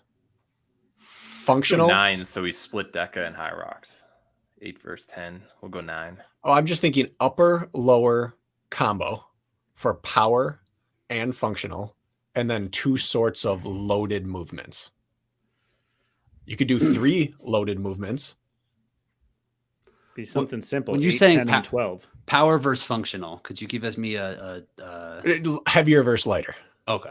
So a heavy sled versus a air squat or a walking lunge. I see. Like one is just putting power in a direction. The other is having to move your body through space a little more. Got it. Have we seen enough issues with sleds that maybe we might want to consider not putting that in there? We don't have issues with sleds. We have High Rocks? We have issues with implementation of the surface. High Rocks is How are we perfect gonna the way make it it is. work? It's standardized. Yeah. Same everywhere. We're just gonna tear up some conventions that centers concrete floor and just be like, Well, the way you make sorry, no, guys. the way you make it standardized is having something like that tank, but even then that needs to be on a specific surface, right? Yeah. And that's like okay.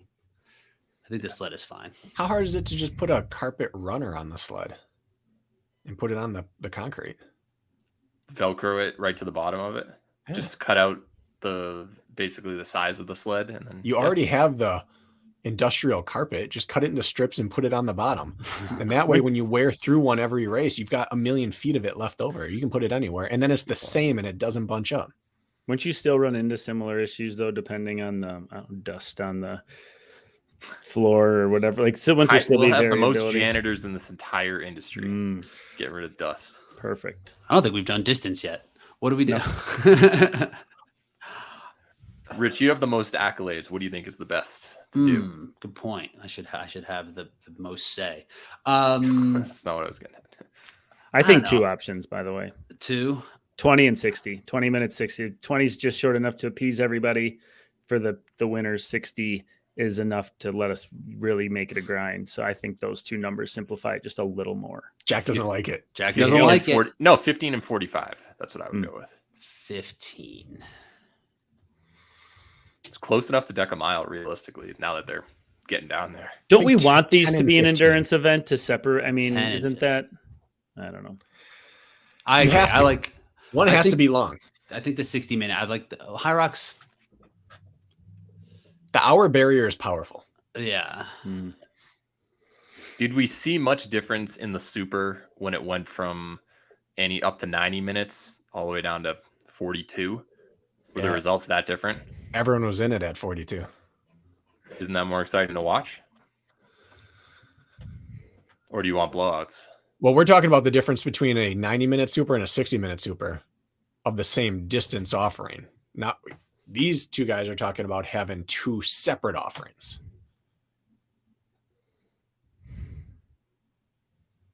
Yeah. Let's nail down the short one first. So Kirk, you said 20. I said 15. Bracken, think you said 20. 10. Rich, No, what do no, you I want? don't want 10. 20 is enough for station work, like enough station work and enough. It's probably enough. I'm But thinking of things I've done.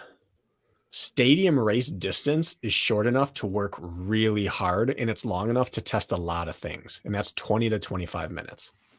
Under that, you start getting into OCR World's 3K, and it's done before you even realize what happened, and one mistake and you're out. So somewhere between 20 and 25, 27, 20 to 30 I would have, and then around 60 personally. Rich, what are you going for the short end? 20. I think 20 makes sense. For long, I'm fine with 20. For long, I'm in between. I think 45 would be okay. I think it's hard to figure out the problem you run in with the short is shorter than that is how you're going to fit it all in, and how are we going to label this hybrid if we don't put enough things in the race, right? And so you'll run into that problem if we start cutting down, right? Or Compromise running shows even more when you're going fast. I agree. So I think you're going to be going faster when it's shorter. I think the weight would have to be super heavy for a shorter. Okay, so then I have a question. Is it that we need to worry about duration, or is it basically heavy versus light? Because if you're cutting it down, you're just doing the same thing in less duration. Like, who does that benefit? So would it be like High Rocks heavy, where you're actually only running 4K, but the stations are super heavy, and this might still take you circa day, a half hour, and then you have High Rocks Pro or Standard, which is the typical format. So is that what you're referring to? Well, like DECA has 3 distances, but nothing changes but the running. Mm-hmm. Is that what we're getting at? Or are we taking a full DECA and cutting it in half to make it the 20-minute, or like a full High Rocks and cutting it in half? What are we reducing down? I think the shorter, like probably the running distance, but I think the station work should be heavier when it's shorter. I don't think it should be a faster race. I think it needs to be like a heavier, more kind of crazy demanding race that you have to put out a ton of output for a shorter amount of like if you're doing sandbag cleans, do the 120 in the short race and 90 in the long race, something like that. Yeah, it could be something like that. So the opposite of what the sport currently is. We don't have to follow the current line. Mm-hmm. Yeah, I think it's just what's common. I think DECA would be better if they had a heavy option. It's if also if that D-ball was 100 pounds. More athletes, more opportunity. If you can have Hunter be the clear favorite, or Jacob Hepner come in and maybe win that race, shorter, heavy race, but not have a chance in the 60-minute. And so it could be a bigger draw, which I do like. And if they wanted to move themselves up as they came through, like to a 60 after coming in at a 20, like, because the running is still the barrier for most people coming into this sport. So power output versus work rate. And Race Brain Race Company, we're not in it for the masses. We're looking at it from like the high end side of the sport, I'm assuming. We want the sport to be good. Damn it. Okay. CrossFit Games is not CrossFit for the most part. We're kind of looking at it the same. Yeah. Okay. Because obviously DECA, like their whole brand is for everybody do it, and that works out. Both. It's the branding for both companies is fitness for everybody. Yeah. So not for everybody. This is gonna be fucking hard. You got to train for it, and that's why it's special. So we have the 20-minute power-based version and the 60-minute endurance-based version. 20 and 60, I'm down. Or 20 or 45, whatever it's going to be. I'm down for 60. I'm cool with that. I feel like 60 is just going to turn into High Rocks at that point. But the High Rocks is a good event. You have 30 for DECA Fit, 60 for High, roughly. Well, we're doing the opposite, remember. High Rocks is the heavy right now, and DECA's the light. We're flip-flopping. Yeah. 60 minutes of lighter sleds. Even imagine if High Rocks did the open weight rather than pro, the difference that race would be. Well, isn't it like 48 minutes, 49 minutes for some of the top guys? Maybe that was team when they did open. My point is just that it won't be like High Rocks where it's just this grind and people are taking breathers. It could still be lighter. We could still make it heavy. Sure. Yeah. But not as. I just don't think it'll look like High Rocks because we're not going to do that. I say way better. I say we stick to one event first, and then you just want to get the short one out of the way, and then we'll. I think you're in the minority. Huh? Let's stay in this minutia for more time. We've done that the whole episode. I'm just trying to actually get a result. Let's break down what they're testing with of upper, lower, and combo. Let's just break that down. What is DECA? You start with basically Like functional lower, legs. lower. Yeah, 3 lowers in a row, then core. So wait, it's step backs and then row. Lunges, row, step overs, which makes that combo really brutal and it's strong. It's like legs. Okay. And then you go. And it's like core. Sit-ups and skier. Core, really, if you want to have farmer's carry. Skier is upper body, just like core as well, though. Should be mostly core. But yeah, I guess upper body core. You can say all 3 of those are upper body core. And then assault bike, global. Yeah. And then dead ball overs, that's probably dead ball overs is everything. Lunge, the sled's probably everything. So it's like probably 3 everything in a row, and then burpees as well. Burpees, everything. Yeah. Okay. And then what about high rocks? You start with arms and core.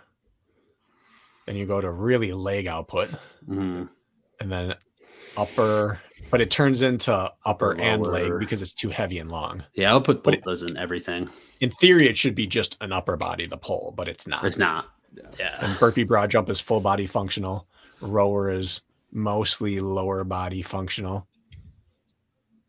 Then you got farmers carry, and then lunges again, leg functional, and then full body functional with.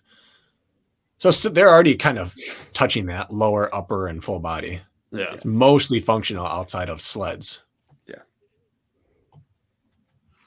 So what are you getting at with dissecting those things? I was just making sure that if we started to go and look at, is it worth going upper, lower, and combo? Is that already happening or no? I think it will naturally happen just based off like tests, making sure there's a variety. So it's not like, okay, first station air squats, second station lunges, third station wall balls will be like, okay, this is getting redundant. What I think in the shorter event is we go with my theory. Biased, obviously. We do what I think. Which is the output modalities rotate. So in the shorter event, we really embrace it's run, it's assault, it's rowing. And it's a cycle of 3 of those in there. And maybe it's 500 meters of each or whatever. It's very simple, but we really embrace that non-runner athlete potential, like output, maybe size matters, and we are on the heavy side like you guys suggested. I think we give 2 very different offerings. And that offering includes running, but all the output work isn't exclusively running. I just think as options, it would be very appealing to a lot of people. Okay. Like everything's still like, it still favors the runners. It still favors the runners. They're right. Everything we do in OCR, hybrid's not an exception, favors the runners. Let's have something that they can't say that about, that nobody can say that about, that brings somebody else in. So I think that would be the place if you were going to do it, would be there. I think for the short event, definitely we need a bunch of things, and there may not be a bunch of them, but something like the air bike, you can see someone make up 20 seconds on it. If you're a good rower versus a great rower, you're still going to be pacing yourself during the race. What do you make up 3-4 seconds over someone else? No, there's not really that big of a gap that forms. Air bike, see it all the time. Ram burpees, see it all the time. People cranking 15 seconds faster than someone else. That heavy carry that I was talking about, if we had something like that, you could see some time gained. Burpee box jump overs, someone stands up tall versus stays crunched. Now suddenly you're saving half a second every rep. You need stuff where true time gaps can be created versus just kind of uniform. Everyone's within a couple seconds across the board, because then it just comes down to who the best runner is.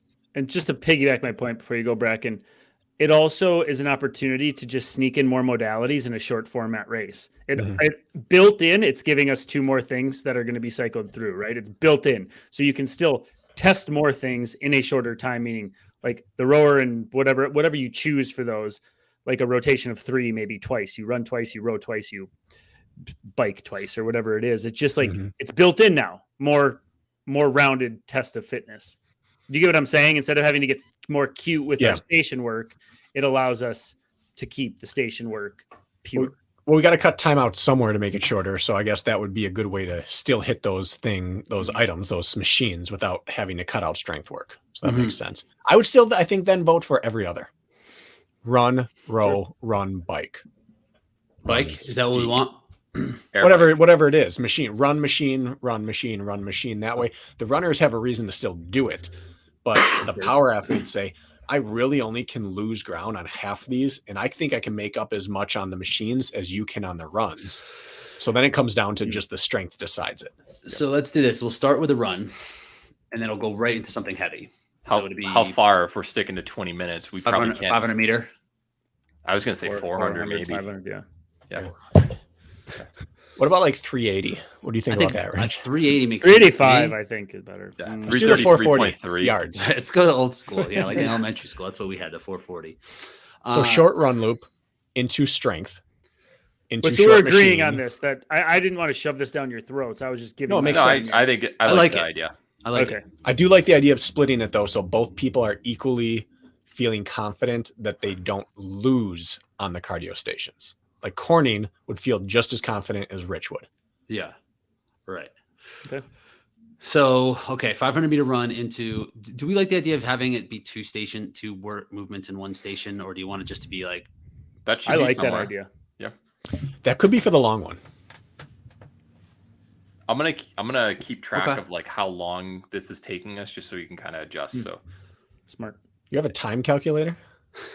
1.75 would be Because like I would love a minute time 45. calculator. Yeah. Oh, like a clock. Yeah, but that adds and subtracts. I would love that too. multiplies and divides. I can't tell you how many times I've Googled time Just do it in Excel. calculator. It's I've the done it- first thing I've that done it in pops up Excel. on my Google when I go in. It's the auto fill Yeah. run pace calculator. That It is. incline pace calculator. Yeah, Mhm. like that pace calculator is big. Yeah. All right, so I let's actually say- bought the VDOT calculator for my phone. Oh, really? Just for converting race paces. And You have to buy that? Maybe I bought it too. I have it. 99¢. I think it was 99 cents. Yeah. I have it too. I must have bought it as well. Just for converting kilometers to Mhm. miles per hour and all that stuff. So we need a heavy station after the run. What do we say? And like, Well- I'm okay having a barbell at some point, but I don't think it should be first because we don't want it to be like, oh, this is CrossFit. Why don't we lay out the whole format real quickly first? Like Yeah. the I think whole, we just so we can plug in real simply. Yeah. Like Okay. look at the thing as a whole, I think, first. And then Like, do how many runs, how placeholders. many? Yeah, that's what I think. Like Okay. just so we get the idea. I think it'll smooth this out in the long term run. What's our So if we're shooting for 10 minutes of each, is that what's happening? Sure. Okay. So the 5 best are minutes of gonna the run run. It's 90 really 5 seconds minutes of or running less. and 5 minutes of machines is what it comes So what down does to. that work out to? How many I think that'll determine how many stations we have. You could do What is it? three Like runs. 3 by basically. 500s? Yeah. Yeah. 3 runs, 3 bikes, or whatever it is. Or 4x4. Or you could do one bike, one ski, one row. One bike, one ski, one row. Yeah. Like ski row with 3 runs With 3 runs.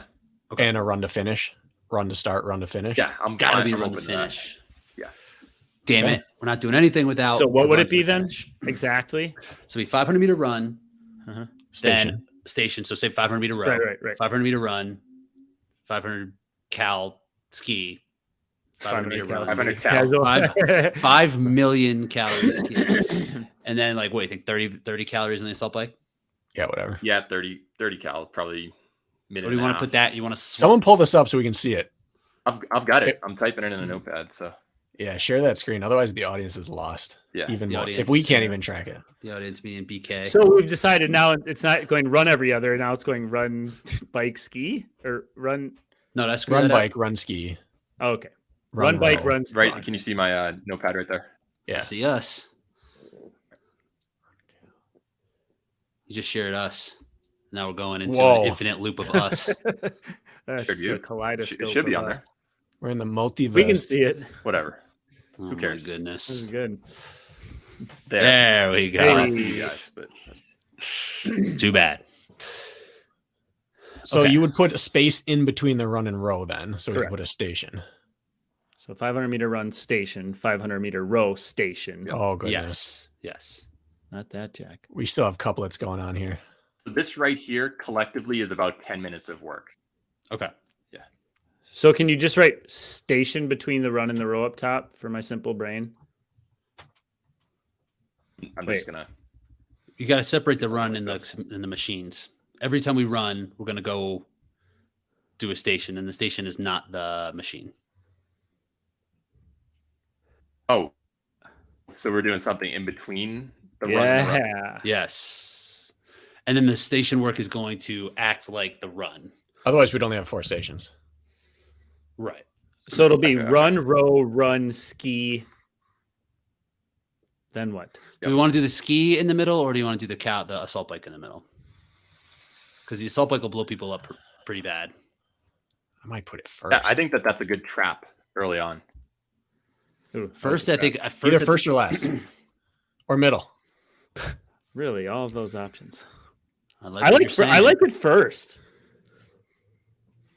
Okay, 30 cal. Yeah. Okay, We can always First or play middle. around you can with. sell out on the row then to finish. Because that's the thing too. When you get on the assault bike and you start dying, you're dead.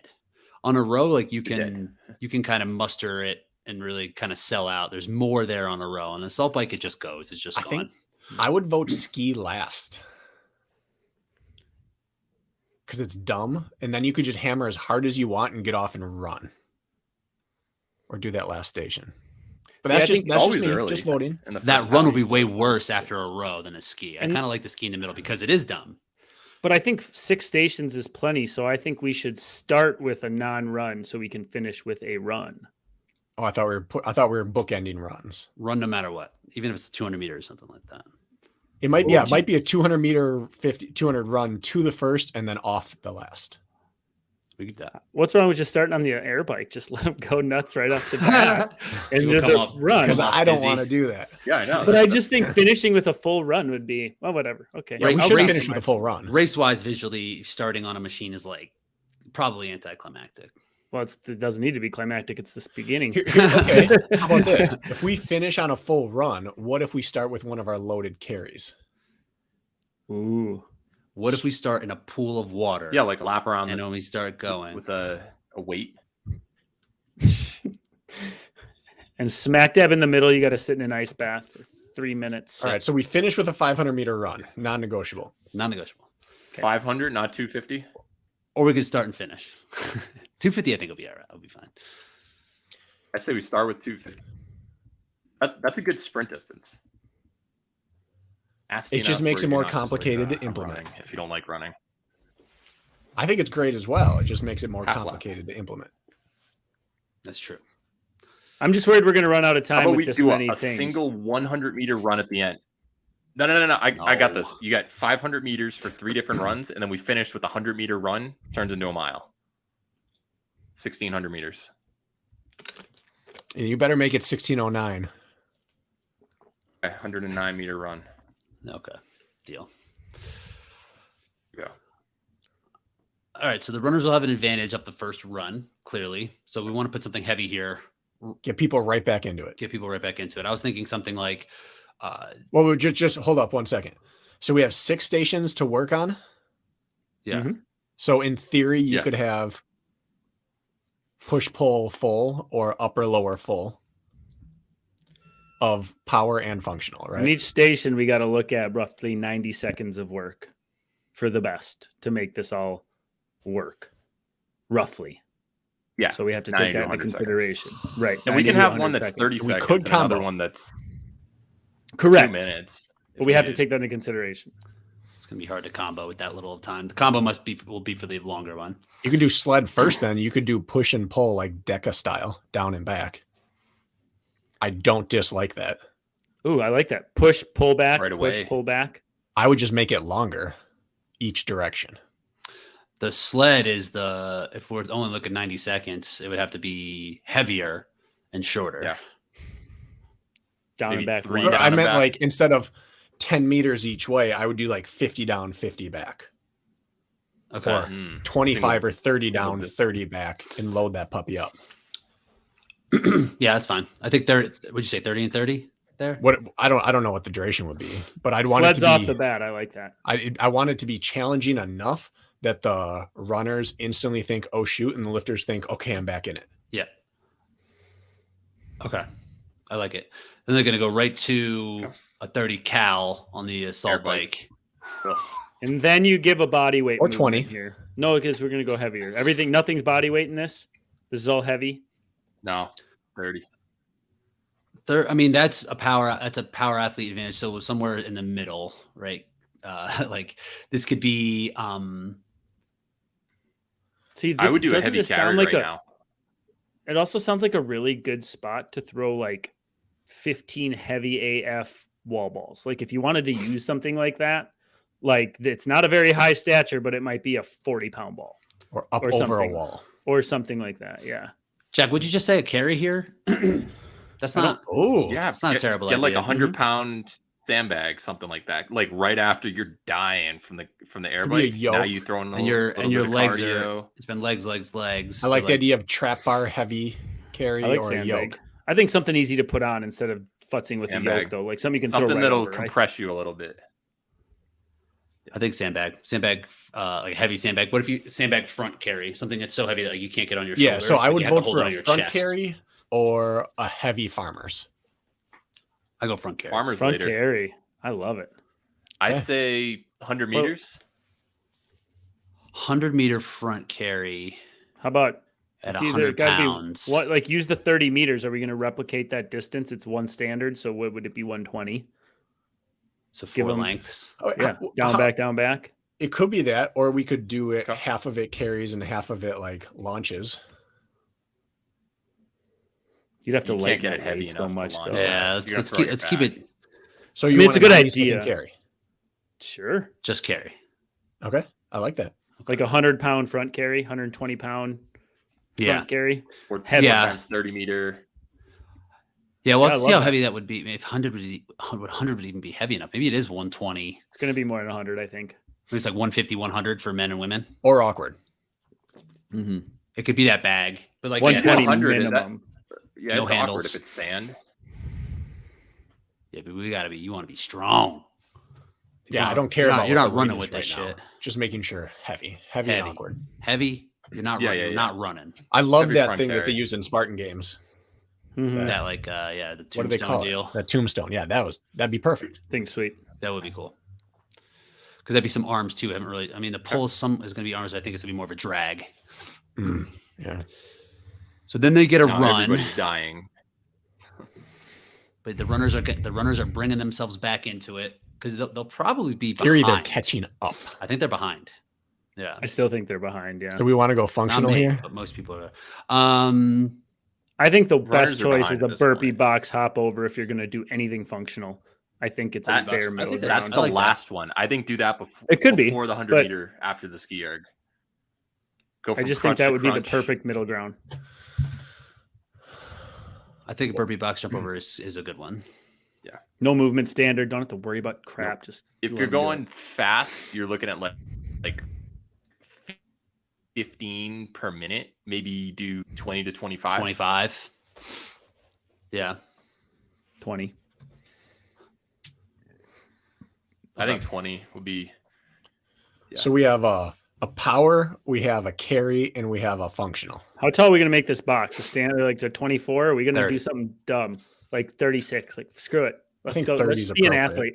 30 is 30. going to be 30 is actually going to be kind of rough. I think 20, 24. 20, yeah. I think high. 24. I think high. Yeah. At this point of the rate, I think this is 30, not, 24 would be good. Bracken's just like thinking about Real, himself. I think that'd be disgusting. But okay.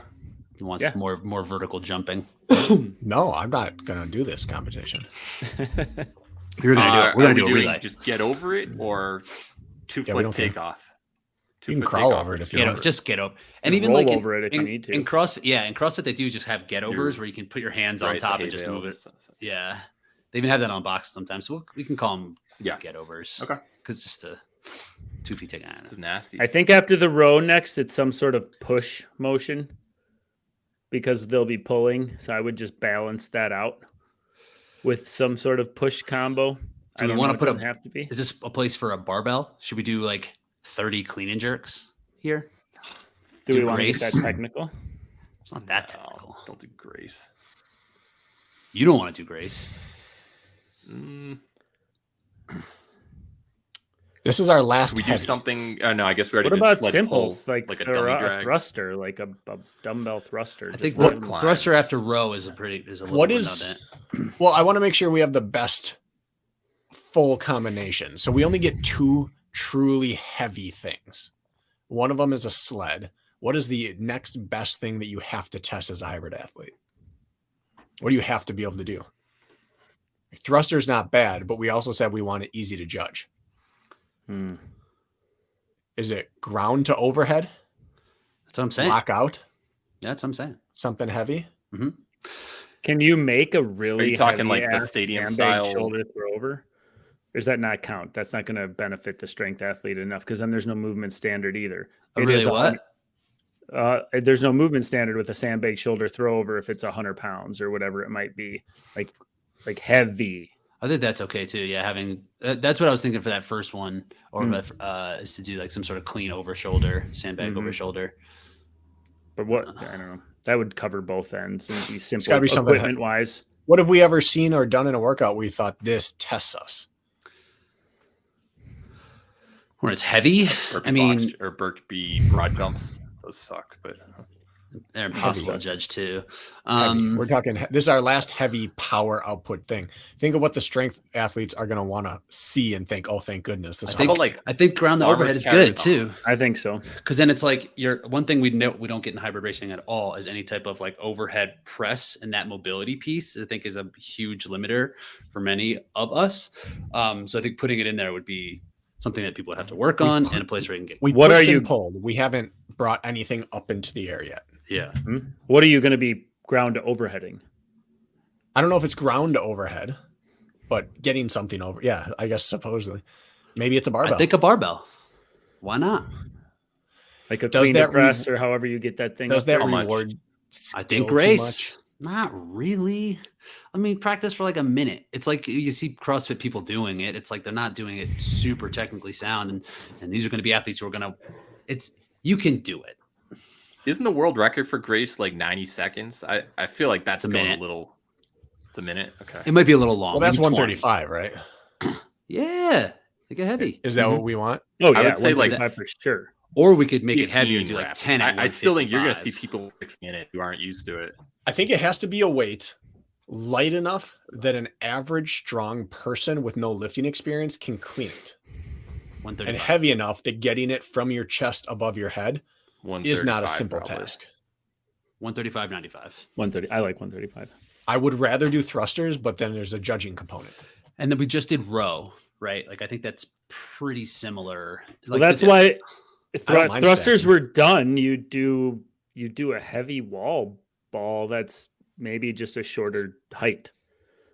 It's done. I mean, I don't think it's a great idea, but it would fix the standard on the squat, I suppose. Not the lockout, at least on top. How about something so simple? How about something so simple as like you just pick up a 150-pound sandbag, throw it over a bar, get to the other side like they do in tactical games. No real judging. You just lift it up and get it over a bar. The problem is, and I like that. The problem is we are talking wanting to get something above your head, and height comes into play here. Some people might be pushing here and some people pushing up here. Yeah, I think an overhead push is appropriate. Thrusters I think are the single best test of what we're trying to do here. That might be something to finish with because we can go lighter than two. But we have to gauge two pieces. That's the problem with down and up is you have to have a referee that will test parallel and above. We'll just have good judges. That's why ground to overhead is easier. Right. Exactly. I like thrusters more. I do. 15. Okay. That it? We want this to be. You think 3 seconds per rep? Because it's gonna create enough of a gap. Yeah. I think 20. I think you're going to have enough people be able to cycle through this who are strong that you would certainly see some gaps form. I think everybody's doing singles at this point. Yeah. Mm-hmm. So I don't think you can go much more than 15 at that point. If you're trying to keep this under 20 minutes total, that's going to take 15 a feels big right. chunk. You could get through in 45 seconds if you weren't smashed, but it could easily take you 90. Yeah. Probably more for a good chunk of people. So now then we've got a second carry in theory. Farmer's carry. You got to tax that grip and core. No, this shit is dumb. Trap bar. Do we wait 2 carries in such a short event? I don't know if we give it that much service. Yeah. What else could we have? We could have what else is grip pattern. We could have a vertical pull. Should we do rope climb? Rope climb? I just say we do and that could be body weight. Probably too. do like a double station where it's. Well, we Jackie- could do another thing where it's like 30-meter farmer's carry for doing the 30-meter thing, and then a rope climb and do that 3 times, something like that. Just back-to-back grips. Well, the Power. grip's going to be row and ground to overhead is going to get some people's grip more than they think. And then throwing Yeah. a rope climb there would be a tough. And who cares about farmer's carry? Just we'll give you Bauer's own race. It's super lame. It looks super lame. Not fun to train. Doesn't fucking matter. Just farmer's carry. I like the idea of something loaded and moving, something progressing, because we just had back-to-back stations stationary. Why, It's a good point. It's a good point. I think a pull up or a muscle up See, here's the thing: muscle up standard. Pull up standard would It's be subjective. hard. hard. Muscle up's easier. Who cares Bar if you muscle up. ratchet it or you're clean? Just get up, lock I'm out okay on with that. top. Cool. What do you do feel with like that the women's becomes field? too Full skilled. expectation. They do it. You can kip. Scale the reps. You'd have to do Nah, just something there. Have them do them. And then you go right into ski erg after. Like, I don't see that ending well for a lot of people. The problem is now you just made this I do- exclusive. if I was Even gonna do a strong muscle- gym guys can't do 10 muscle ups unless they're Yeah. practiced or have the. You might be excluding here. I think we haven't excluded a single person. To be yet, honest, but here's where it would start. Yeah. If we're doing muscle ups, I would do something like split it up 2 ways. You do something for 30 seconds, do 1 muscle up, something for 30 seconds, like low amount, but it still involves a little bit of skill. All right, here's what I'd really do. I'd split up the sled push and pull. I'd make the first one a 60-meter sled push and this one a 60-meter sled pull. Then you get your functional pull and power. Lock it in. Rich doesn't like it. I don't like I don't it. hate it. I think there's like a vertical pull. I think it's I don't like it. appropriate someplace. Which one do you don't like? The vertical pull or the sled pull? I feel like keeping sled push and pull together, you get a perspective on where the lead is at that point. And I like keeping it. You don't have that transition either. You're just kind of on it. And you can What take do you your mean? time getting back. How would you not get it on if the you sled want, push alone? It would be the same that way, I think. But Bring It back the would be stadium same. I wheel don't know, I just down like and back. You're doing sled work right now. Okay, well, I'm okay with rope climb then. The office chair wheels. The office chair wheels. 5 rope climbs. 5 rope climbs. Fantastic. How tall? Yeah. 15 feet. 15 feet. I like the 15. rope climb. I think that's a very athletic move. I think it still rewards power. I think it's still Or 10. fair for the strength to body No, weight 15. ratio, That's skill. folks. Yeah, I like I it. would do that or a hoist. Even Yeah. that, a good rope climb. Yeah, like a pretty good hard. rope climb. What's it going to take you? 10 seconds total? Like getting up if it's what's Spartan? 15 feet roughly? I'd take 5 seconds. I think that's 5 seconds up, 3 seconds down, 1 Well, second just on the ground. at this point in the race. Like we grip saw is gonna be Hunter smoked. struggle with it. 10 seconds per round, maybe. No. You're looking at a minute Now of this. Yeah. We'll do the Yeah, I time like it. after. But this Now we got our final station. 109-meter run. We don't. I'd rather keep people with the ability to go all out on that 109-meter run. Personally, I do ram don't burpees kill here. them at this point. Yeah, devil's press. Devil's press. I don't like the movement standard of those ram burpees. No, that's looks dumb. stupid. If we make it a heavy devil's press, like with 50s or something like that, 10, Ugh. 50 What if- pound, What if you sold out on burpee broad jumps right here? the standard's too fucked up. No No. standard. You have a line. You just No have you have standard. 5 feet apart. You have to do it. Back and forth. Like you're changing 180 degrees every time. Oh, we have burpee box jump overs. I forgot about We that. have that, yeah. I want something progressive so that someone can see someone ahead of them, get it down, and then sprint 109 meters in. So like a lunge, like a walking lunge. Even though I'd rather have 250 meters here. What about why do you have to do a burpee? Why can't you just do a long jump? Stopping on a dime, make sure you don't advance once you land. You're simply Yeah. long jumping. That sucks. What It are does our sound tests in the weird. gym? They're that we would horrible. Use? I mean, a long jump would simplify it as long as people aren't shuffling forward. Yeah, I think there'd be Sure, a gonna. lot of shuffling. I would love to throw in like 15 I would've times put the over an burpee 8-foot box wall, jumps but I know here, nobody wants that. I don't it's stagnant. dislike going up and over a wall over Like and a over. legit wall. That sucks. Rich loves walls. He thinks they're a factor in every Walls race. are hard, man. They got are. an That's what I'm episode on walls. saying. Full wall episode. 8-foot wall, 15 times back and forth. That would crush people. I mean, That was we one of had the to have a tests lot at of the people able to do Spartan that. Combine. 60-second, it was max 8-foot walls. What'd you get? That was like 17 or 19 Wow, or something like The that. results are online. You can look them up. Freaking athlete, Kirk.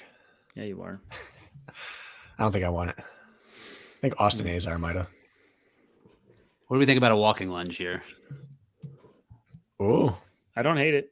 no, not at all. Straight up walking. Have we done anything that's actually full leg reliant? Sled, Sled push.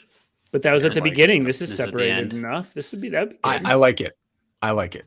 Because Mhm. you're not really using your legs much on the skier heading in, like off of that. You're just basically going into a really hard lap. You can get into it That's- pretty quick. Yeah, and then that run will be 9 like, meters. I want to see people sprinting on lunge legs Oh, to the Yeah. finish. so bad. It's going to be the saddest representation of a sport ever. and then you have to do it. Yeah, exactly. Doing two, How many? maybe like 2 by How 30, long? So 60 meters. 60 meters. 2 by 30 meters. Because that's 60 Yeah. meters without a weight. And, you know, high Maybe rocks weight. is taking people. We should definitely have 3.5 weight. Oh, wait, I Yeah. think for minutes sure. with the weight a little longer than I would that. do weights. I say we do kettlebell So front with weight, rack. okay. Okay. Sandbag's simple enough to stick with, isn't it? I think everyone has to bring a 100-pound person. That's as useful as kettlebell front rack to me. Come on now. Talking about making it hard. Get some core stability in there. Weighted lunges. Yeah, we'll just do like regular sandbag, whatever. 100 pounds? Oh, 70, 50. 60 meters, 100 pounds is going to take a long time. We just do 30. What's high 100. rocks? That is 70, like 66. 60. Yeah, but what's the distance? I want to see 100. people actually be able And to. that's like It's That's light what? though. And that's like 50 minutes into the race. 3.5, 4 minutes. It's about 3 minutes, yeah. I don't mind heavy I like heavy. if 80 it's pounds? shorter. 60 meters 80. at 100 is a lot. 80, 50, 80, 60. Can we do it? 100. Can we do a 30 and then just drop it and then 30 at go 100 straight? You go straight out 170. That's what I'm talking about. 100's a lot of weight. That's good. Yeah, and then you just go this direction, drop the bag and sprint. And you just have a nice runway right in All front of you to Should just we rip recap it to the this? finish. We're not going to be able to do the long course today, fellas. I So think we're gonna have to, basically, do this mode. If No. this was done on a track, which it won't be, you would come in, go across the end zone with lunges, and then just turn left and sprint to the end. Mm-hmm. Yeah, just rip. Mm-hmm. Yeah. There's going to be nothing made up in this last 100. It defeats the purpose of the last. That's run. the thing. I'm okay with more. Yeah. Can't you More- throw in a 500-meter run again? Or at Just least do the whole deal? 250. Why change the distance of the Sure. I was trying to make standard it end at a mile. It'll be a little bit longer than the 20-minute All right, piece, probably, 500. but that's fine. 500. Yeah, it but some is. of these stations I'm might be a adding it little up. shorter. So reset. 30 meters of weighted let's do the lunges are time. going to go pretty quick. Get that time calculator. Even 200 all right. or 250 is enough at Right, the end so to make up time. You guys yell out how long you think stuff will. Count all the runs to be 100 seconds for the best, Okay. right? Just count the runs as 100 Yeah, seconds. that's a 5 For minute. we're looking 5 for minutes the of running. best, the best of the best. Okay. Yeah. So now the Approximately. sled push 30 meters. How long is that? Well, Are how we many- saying sled push pull 2 minutes total? Yeah. To go heavy Two, enough? 2.5. It's going to be heavy. So 30 meters down. Okay. I mean, that might be. Is it heavy as high rocks? Is that what we're talking about? Because like 50 takes Heavy enough to be in the 2 minute domain for the best. for 30 meters or for both. Depends on that carpet, man. Who's to say? Standardization. If it's Call in it 2 if it's in minutes. Frankfurt, the 30 will take like 15 seconds. I think that If we it's can in LA, choose- 4 minutes. We want the duration, not the distance right now. We'll match Yep. the distance to 2 duration. minutes. 2 minutes max. All right, Max. air bike best. We Under probably want the 90 best to get seconds. done in 90 seconds for the Yeah. sled push. Mm-hmm. Yeah. Air bike 90. The best, you think? No, they'll be faster than that. Yeah, I mean this. He'll be It's, at 70. it's hard to say. Just say Oh, 80, split the disgusting. difference. Yeah. 75. Is it Where it is worth in it this with race, what's you're coming not up? going to crank if you. Yeah, you're toast. Mm-hmm. You got that. Someone will. Somebody will. Yeah. Say 80. All right, front carry. Okay, 20 meter, 30, 60, 90. front carry. 120 meters forward, 45 seconds. I don't care how heavy something is. You can move 10-minute pace with it. That's what I think. Yeah, So what is that for 120 meters? It's going to be a quick one. 45 seconds. Wouldn't that be roughly fair? I think it's okay if it's a minute. I think it's Yeah. going to get dropped too. Sure. I think I Mhm. think. Yeah. This a one minute to Call it be a minute. safe. Yeah. 500 meter run, another a minute. Just call it that. Especially if you have to turn 100 Be- seconds. at a 100 few seconds, extra. yeah, not 1 That's minute. a minute Extra 40. seconds. Yeah. Okay. Yep. Burpee box jump overs. Minute. Yeah, this will be Minutes probably generous. longer. 20 yeah, I at think like 30 90. inches. No, that's Oh, a yeah, minute and 30 a half. inches. Minute 20. Minute. Yeah, I'd 20? say 90. I'm gonna say 100 seconds. Yeah. Going 100. Really? Yeah, I'd say I at saw. least 90 seconds. 30 for is that. pretty high, huh? Yeah, that's Drop gonna take down some to get up time. is a second. 1 over another 2. 1, 2. Yeah, you're right. 3 times. And that's if you're going unbroken and fast. Okay, we can just err on this high side. I think 90 is safe. Row will say they're going like 145 pace maybe at this point. 140. Yeah. 100 Yeah. seconds again. hmm All right. Ground to overhead. Probably a minute for the really strong guys, Ground right? to overhead. I could see people doing it in a minute if you're If you're Yeah, rolling, I think a but minute they're not going for to be doing sure. the rest of the stations as fast as we were saying. Okay. Minute Call it 15 to that. be safe Yeah. another- There's going to be someone who can just do it unbroken. Yeah. in 45 seconds. But that's not going to be who's winning the race. 45. like an to Isaiah 60, comes in Yeah. and he just Oh yeah, this race is for Isaiah. He'll have already done the 30 kl air Um, bike in 48 seconds, though. yeah. This is just roll the dice for the rest of it. All right, row again. Or Then a run. rope climb. 50 seconds. I was going to say a minute. You think a minute for the rope climb? Yeah, say a minute. Okay. Minute.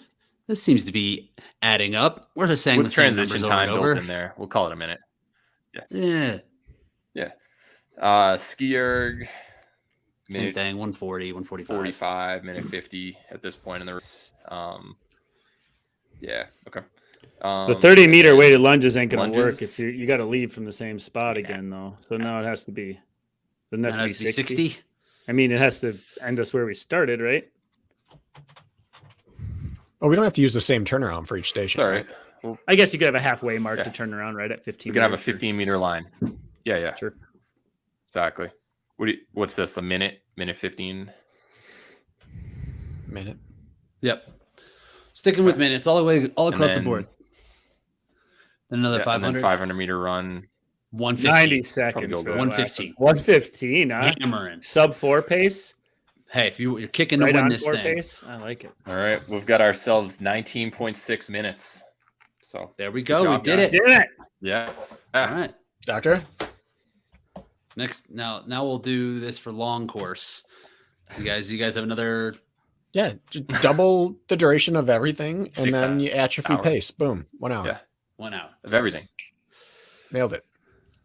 We still I need like to, it. Kinda. We still need to do a long one. This is a good short one though. I like this. I'll do this as a workout. 10 Let's rope do it. climbs. Test it. This is the best hybrid race ever created. We've done it. Everybody can Certainly. stop trying at this point. Send us your times. We'll calculate your mod score. We should do this as a workout. That would be fun. Because we got rid of the dumb things. We got rid of sit-ups. Yeah. That's dumb. Sit-ups are dumb.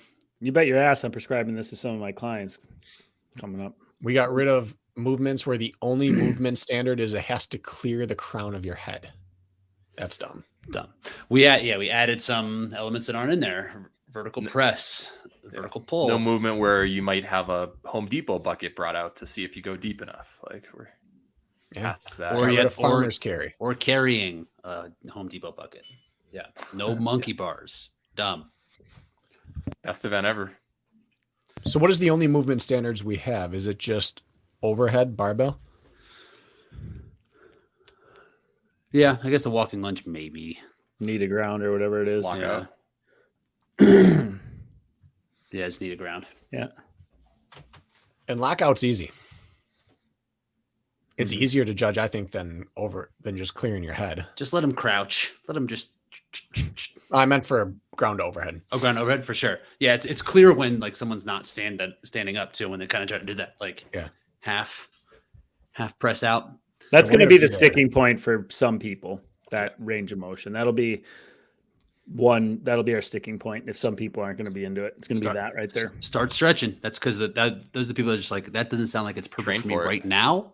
I don't want to do it. Why would I want to work hard for it? If I went to do this right now, that would be my hardest station. That was the hardest part about TMX for me, was getting that lockout and showing my ears through my arms to the judge. I got no repped a bunch. And we're all on the runner side of things, so that should be where we have a hard time. Yeah. Mm-hmm. All right, put it out to the public. Let it get ripped apart. Let's do it. Can't wait. And then make sure. Let's all chime in to whoever hates on this and explain it to make videos, and we'll explain it to them how they're wrong, and we'll just like keep going back and forth with the people on social media about how they're incorrect and we are correct. You know what I think the best move was Kirk saying we shouldn't run between every round. I know that's game changer. Thank you. I think the masses will appreciate that. Yeah. It's a new look. I like it. We did it. Now we need a name for another episode. We need a long course too. But all right. We can do that next week. Are we going to long course next week and mash it in, or are we going to have to I guess we could go rocks. long course next. We got some high rocks talk to do. But we could probably, now that we got rid of the hour and 45 minutes minutia. We can get right to work. We can get to work. Yeah. All right. We'll get right to work. We got Ryan Kent on the Running Public. What do you got on last week? We had him last week. Old and news. I would say for sure it's a top 10 episode, if not higher. Everyone will get something out of it. You were inspired, Bracken? You feel good? Yeah, I was inspired. It's a great conversation. Yeah. No one could listen to it and not take anything out of it. Nah, I think that I don't want to hear that guy talk. I'm good. Hear all three of you guys talk at once. Oh my God. You get enough of us. Today's episode was we walk the listener through our coaching history and journey, like the progression of ourselves as coaches from the beginning to now. Nice. That's our fun. today episode. What we found not to be true. Mistakes. Lots of mistakes. Well, maybe Rich, Kirk asked me to start. He said, if you could just in one sentence elevator pitch me your biggest change as a coach, what was it? About you? No, you as a coach. Me. Like, what has been the biggest shift in your coaching or coaching philosophy from day one till now? Being by like the book, like there's a way, and I used to kind of stick to like what the book says, and like taking more artistic freedom with the coaching side of things. Well, we were all classically brought up as track athletes and purists in the run front, and that's hard to get away from. We talked about the exact same thing. Yeah, definitely. What was your guys? Either of us said artistic freedom. Coaching and art. Maniacs. Hey, I'm an artist. Okay. Yeah. I'll believe it when you cut off an appendage. And we're not going to tell you what we said, Rich. You can listen to find out. And I'll never know. Then I'll never. But you won't believe what we said at minute 42. So make sure. Is that where you revealed Carly, who she was complaining about? Oh yeah, we gotta end this broadcast so we can get to that because Kirk's gotta go. All right, see you, dudes. Bye. Goodbye. See ya.